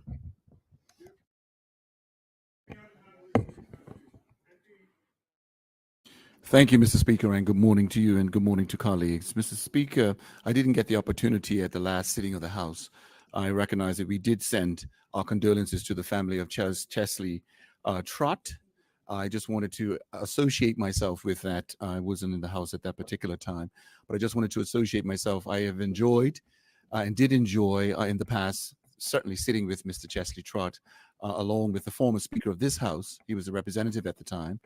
And we had some wonderful, wonderful moments together. And he will be sorely missed. He is certainly a legend in this country, both for his creativity, but also for his generosity. Mr. Speaker, I also would like to be associated with the remarks given by the Honorable Zane De Silva as relates to Mr. Glenn Woods. Mr. Woods is known to all of us. He's loved by all of us. But more importantly, Mr. Speaker, is the fact that he gave so much to each and every one of us. He had a good heart. He was kind. And certainly his level of creativity was shown by the projects that he engaged in, by the things that he done in this community, and he will be long remembered as an example to us all. Also, Mr. Speaker, if you don't mind, in sadness, I would like to remember the Castle family. That will be the Castle family on the passing of Donna Castle. I associate the entire House in this regard. Mrs. Castle, Donna was someone that I knew, and certainly I think our community knew her. And she had I often say a very strong but a quiet countenance about her. But at the times when she had to emphasize what she had to emphasize, she did so. She will be sorely missed by Jack. We all know Jack, and give him our love and support in this honorable House today. Thank you, Mr. Speaker. Good morning, Mr. Speaker, colleagues, and to the listening public. Mr. Speaker, as you know, Devonshire is a very close-knit community. And over the last week, we've lost 3 persons. I'll start with young Nakia Smith. He played for Bull Sports Club. He also played for North Village. Mr. Reverend Joe Perry of Devon Spring Road. He passed away last week, Thursday. And Mrs. Janet Brown of Lightbourne Lane, which is off of Hermitage Road as well, Mr. Speaker. So I just want to bring condolences to that. Mr. Speaker, today is the birthday of one of our parliamentary colleagues, Senator Ariana Hudson. Everyone knows Ariana.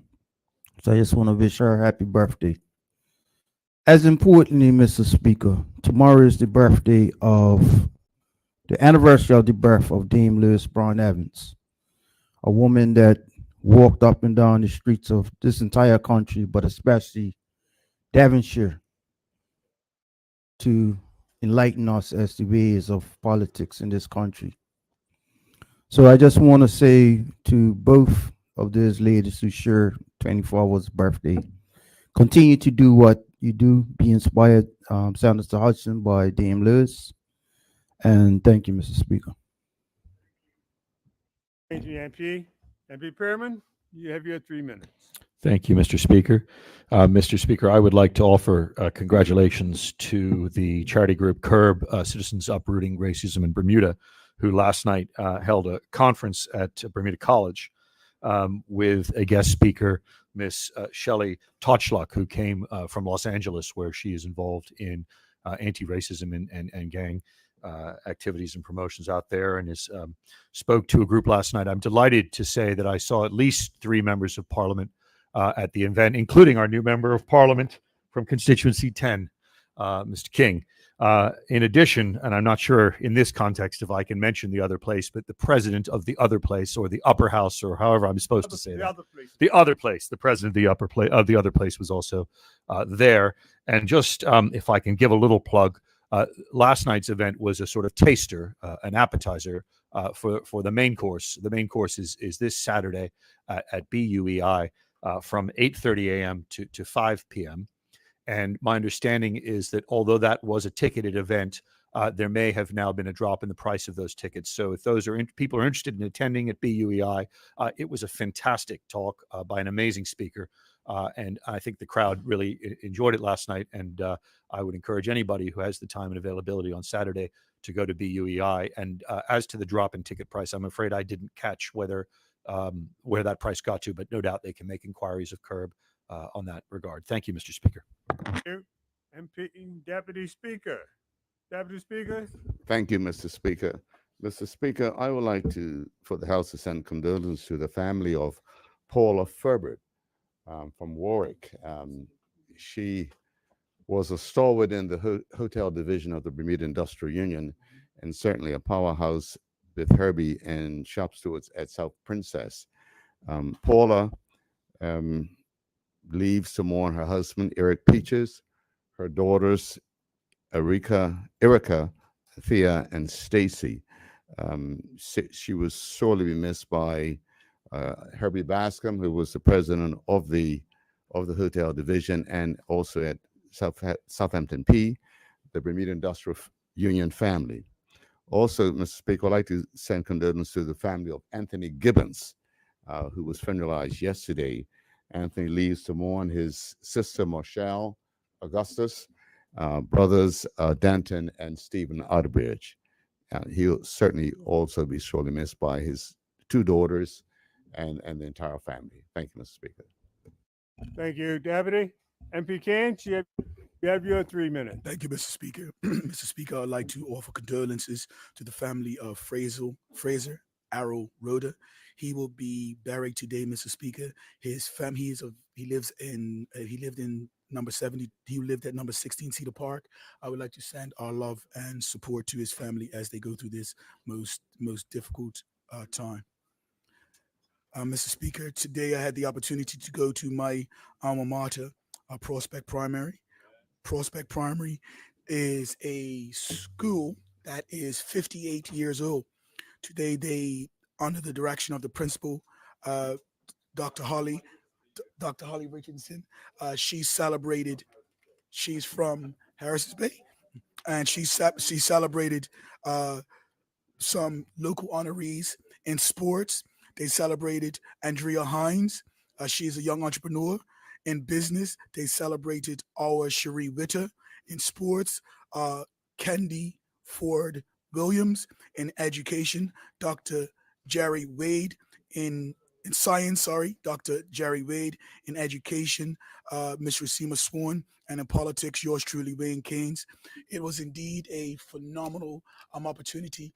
The young children sang A Man in the Mirror. They sang some wonderful songs.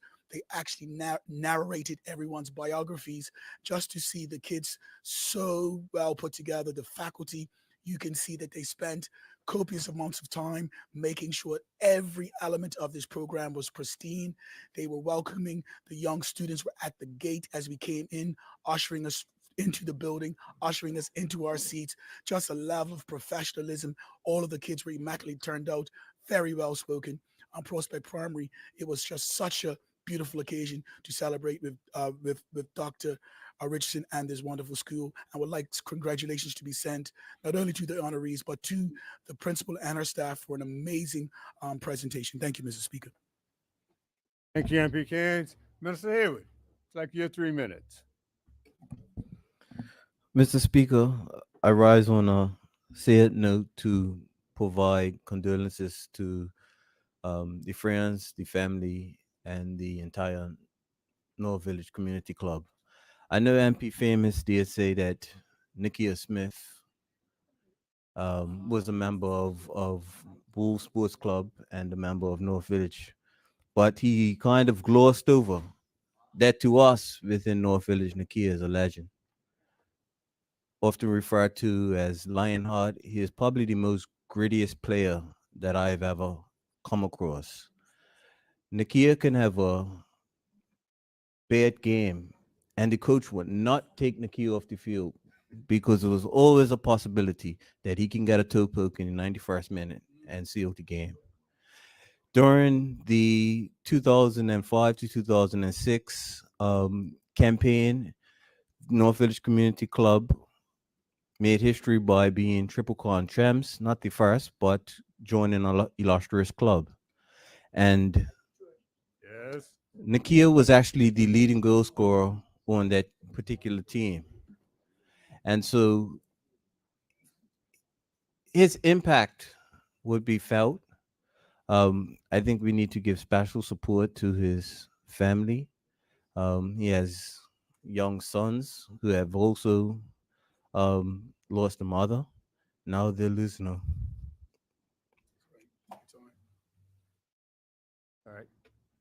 They're also losing a father. And so he was a great man. Our community appreciated his contribution. And certainly, if we can actually on this one have a formal letter sent out on his behalf, I would very much appreciate that. Thank you. Does any other member? MP Ming? Good morning, Mr. Speaker and listening audience. In the first instance, I'd like to join in for the comments for our brother Glenn Woods. If there's no one here that sits in Where's the Green from the PLP that hasn't been in some way supported or encouraged by Mr. Woods. And for that, we will be eternally grateful. He has left some really big shoes for the rest of us to fill. Mr. Speaker, on a happier note, I just came back. I'd like to say happy birthday today, happy 100th birthday to Miss Marsha Hunt. She is a constituency number 1 resident. She celebrated her 100th birthday today down at the Sylvia Richardson facility. I will associate the deputy leader because he attended as well, and also MP Jackson. Mr. Speaker, I'd also like to say congratulations to a young man by the name of Angelus Hunt. For those of you who know him, his lifelong dream has been drama production, singing. He's been up with people, he's traveled with them, and he actually went to university and he has a bachelor's degree in the same things in production and drama and music.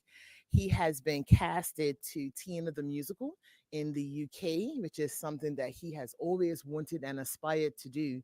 And we expect great things from him. I know that this is just his start and that there is much more to come. And I want to congratulate his village because this is a very time-taking and can be expensive step. And his village has made sure that his success is their success, and we look forward to hearing more from him. I'd also like to be associated with the comments for the Bermuda Breeze Market in St. George's, who have a theme of music, market, and memories. And this is something that we are hopeful that will breathe some breath of fresh air into the town, having a local market there every day. But the one thing that is especially heartwarming is the collaboration that went into making this happen.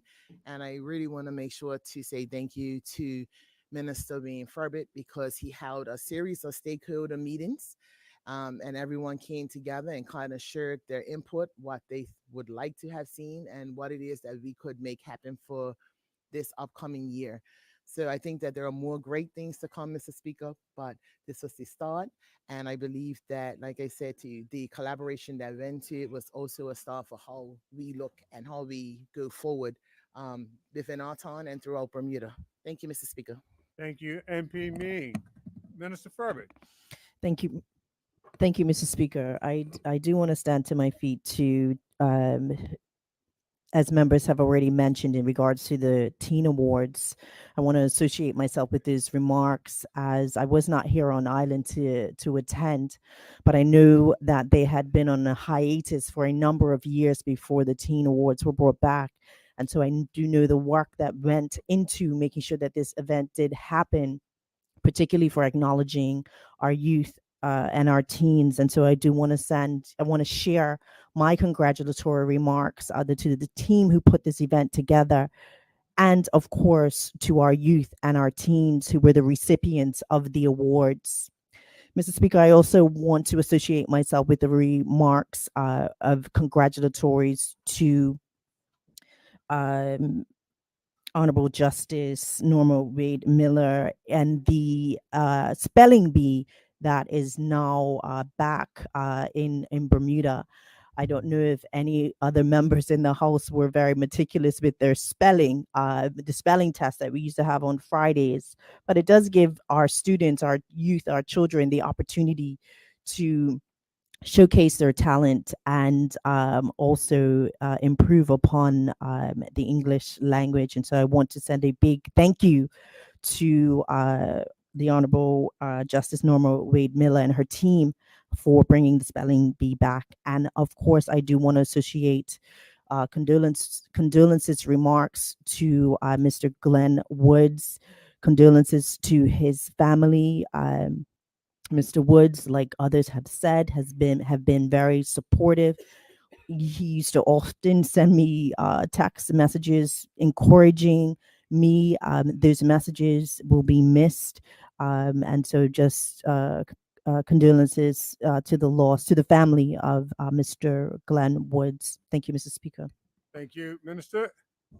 Opposition Whip. Yes. MP Cannoneer, you have your 3 minutes. Good morning, Mr. Morning. Speaker. Actually, it's afternoon now, Yes, it and is. two colleagues. I'd like to be associated with the comments from my colleague on the to the College of Natural Health Sciences and awarding doctorates out, and in particular of one that I know very closely. But I'd like to read those names of the doctorate. The late Louise Jackson received her honorary doctorate. Dr. Barbara Holder also received her honorary doctorate. Sharon Burrows, honorary doctorate, but also honorary doctorate to Doreen Williams James. Many of us know, a lot of us may know her here in the House. Yes, associate the honorable member. She's probably was known. She was a mortician.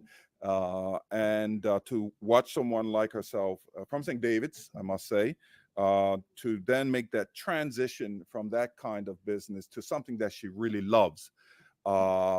Amazing information she has. I saw her the other day dressed all up, and I didn't realize why she was dressed all up. Not used to seeing her. And she said she was receiving her doctorate. So to Doreen Williams James, big name in the St. David's community, I say kudos to her for sticking it out. Many of us probably don't even know, but we're buying her drinks in supermarkets and the likes. But she has got a wealth of knowledge there, unbelievable. Just Bermuda and the plants and the things we used to probably call weeds when we were growing up. We just did not know the health benefits of these things. So if any of us get an opportunity, we should look her up and purchase some of the stuff that she is providing for health benefit to all of us. Thank you, Mr. Speaker. Thank you. MP Anthony Richardson. Good afternoon, Mr. Speaker, and to colleagues in this and listening audience. Just want to do, well, it's going to be, I'll just say this, that certainly I wanted to be associated with the comments for Brother Glenn. There are almost no words in terms of describing what he did, his big heart. And beyond all that, he was always so gentle and kind. Always, always, always. So I'll just leave that at that.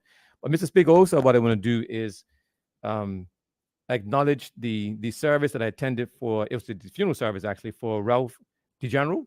Well, his full name was Ralph Edmund McClinton Wade. And it was held at Marsden. And I told some people that it was the best funeral I've ever attended, which is strange. But the reason is it was such a community event. The minister that was in charge, if you will, was Pastor Dean Smith. And what he was able to do is remind the wealth of the community and what they had done in the whole hospitality service. And so even Ralph himself worked at Castle Harbor, the former Castle Harbor. And they talked about how excellent he was in terms of what he did, but also how he dressed.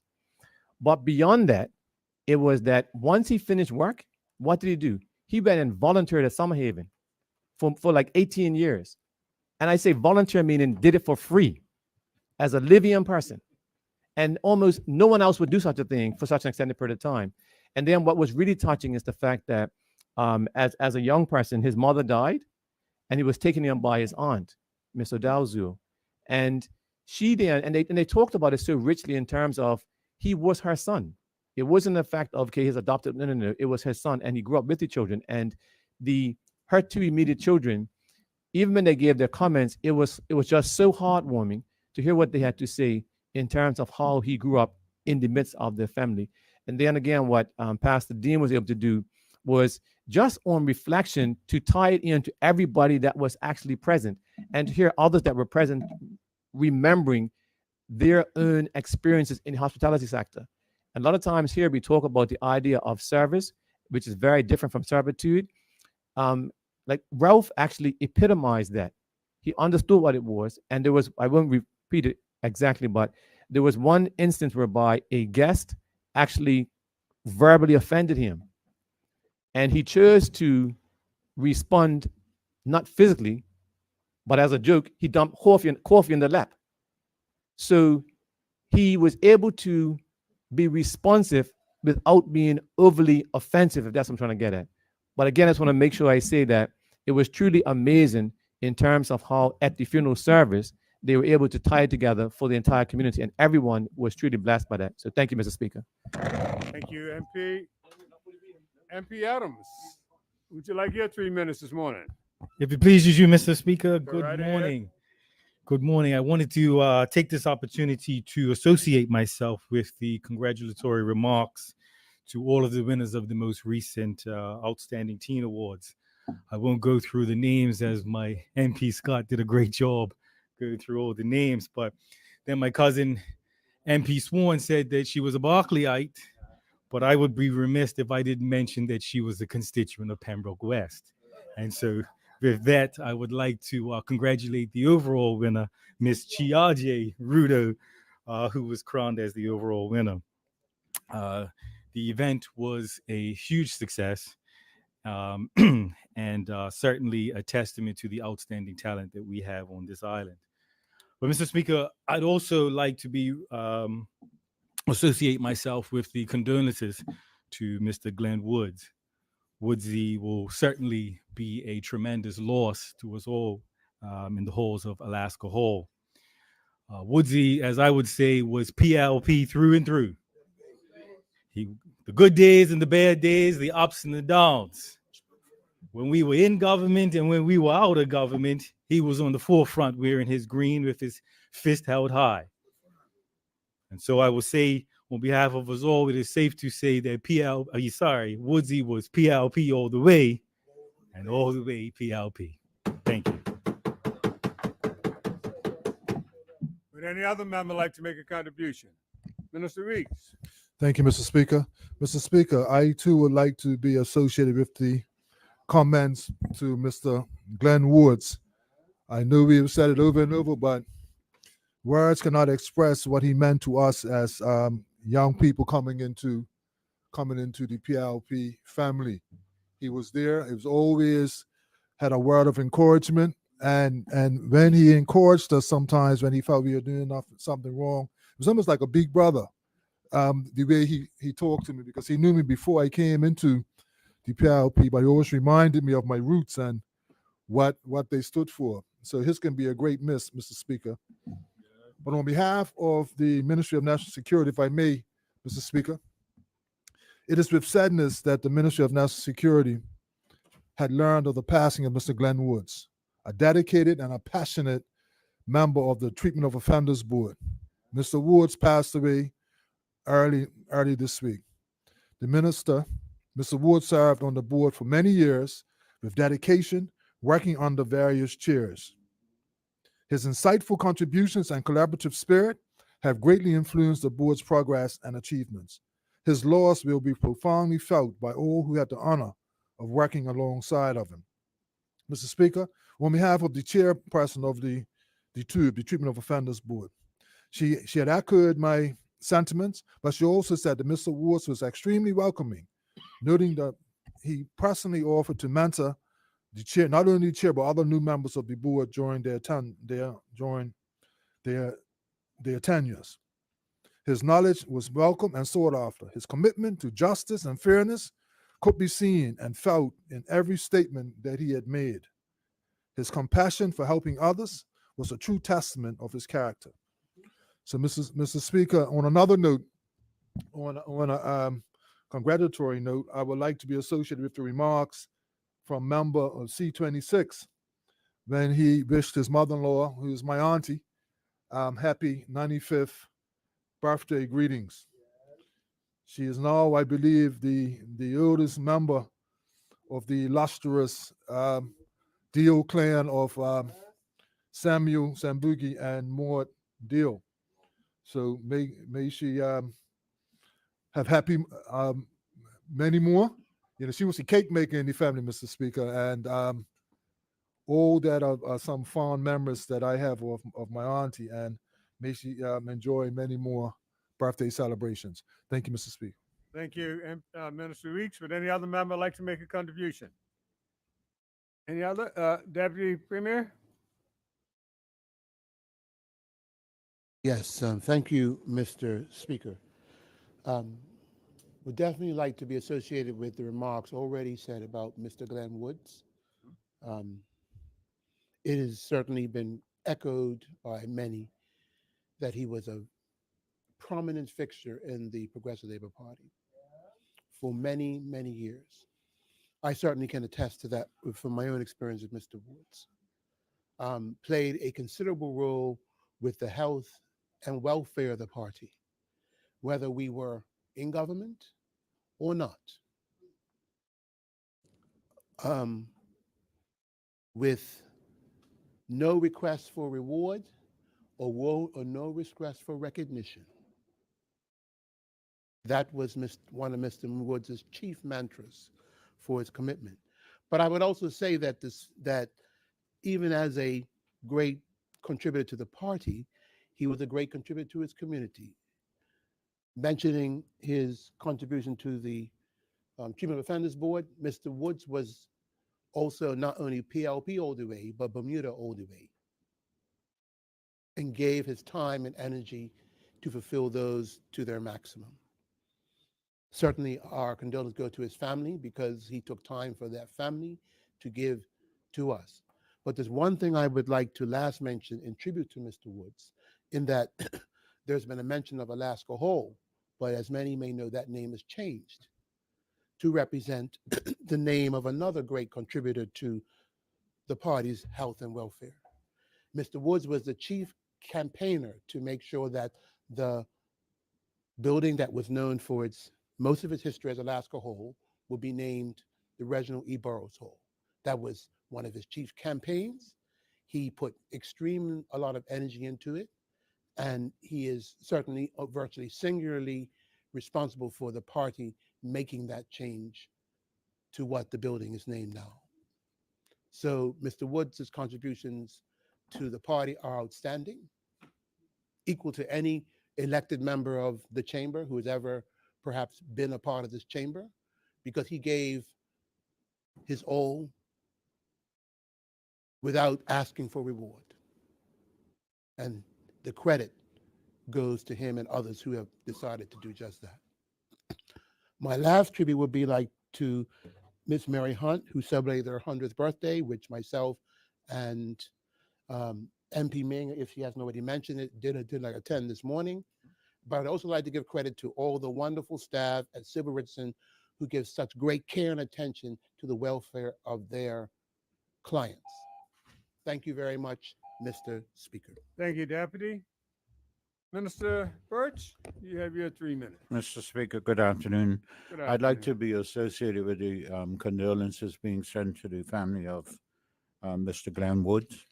We were neighbors for a period in Southampton, and I certainly echo all of the sentiments that have been expressed by others this morning on his passing.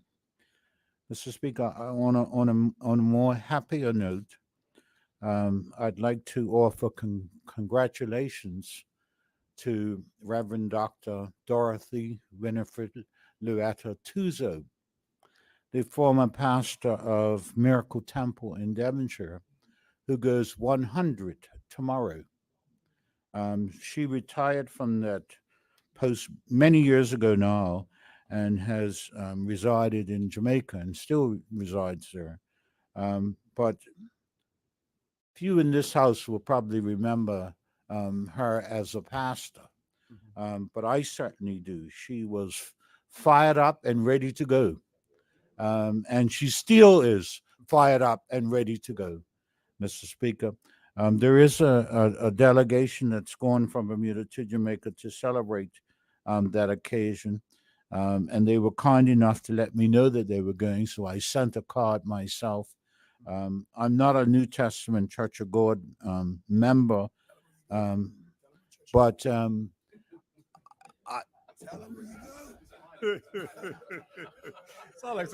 people that grew up in my area went to every church that existed on Sundays. And so I never pass up a good sermon, Mr. Speaker. Let's say that.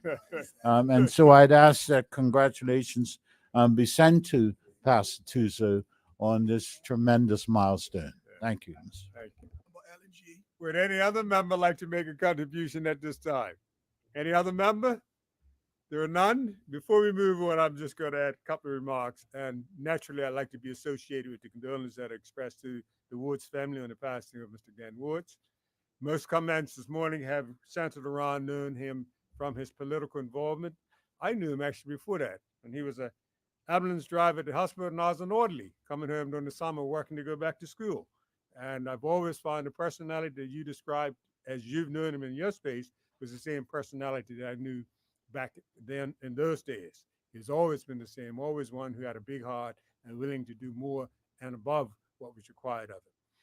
And I also like to be associated with the remarks that have been sent to the winners of the annual Bermuda Day races, and particularly as a sponsor, my family as a sponsor of the junior race, I'd like to acknowledge the winners as already has been done, but also acknowledge the fact that the junior runners move on to the senior race.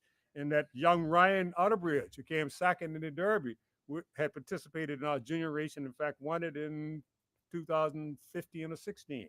So it's good to see the junior runners as they go on and participate in the main Derby. That's why the junior race was actually created, to put them in that space, to get comfortable in the space so they can move on to participate as senior runners. So I'd just like to acknowledge that. And we'll see when that comes back together. How's that? But on another note, one of the members this morning did mention asked that a formal letter be sent. Members, you will know for many years the procedure of sending formal letters had been stopped, and we are in the process now of discussing how we're going to reestablish formal letters being sent for the appropriate occasion. Okay, thank you. With that said, we'll move on. The next item is the matters of privilege. There are none. Personal explanations. There are none. Notice of motions for the adjournment of the House on matters of urgent public importance. There are none. Introduction of bills. There's one government bill this morning to be introduced in the name of the Minister of Youth, Social Development, and Seniors. Minister? Thank you, Mr. Speaker. I am introducing the following bill for its first reading so that it may be placed on the order paper for the next day of meeting. The Financial Assistance Short-Term Relief Benefit Act of 2024. Thank you, Mr. Speaker. Thank you, Minister. The next item would be notice of motions. There are none. That now leads us to the order of the day. And the orders of the day, we have two matters to be dealt with today. The first is actually, we're going to switch the order still and do the second order first, which we have 5 minutes left before our normal break time. Minister, would you like to start it now or we want us to break now? Would like for us to break now? Mr. Speaker, I'll take your lead. It is a short brief, but perhaps it would be a convenient time for us to go ahead and break for lunch, Let's and then I break can now. start You anew. start it clean when we come back. Thank you. We'll ask the indulgence of the House so that we'll break now and come back at 2 p.m. and we'll start with that order first. Any objections? There are none. Thank you, members.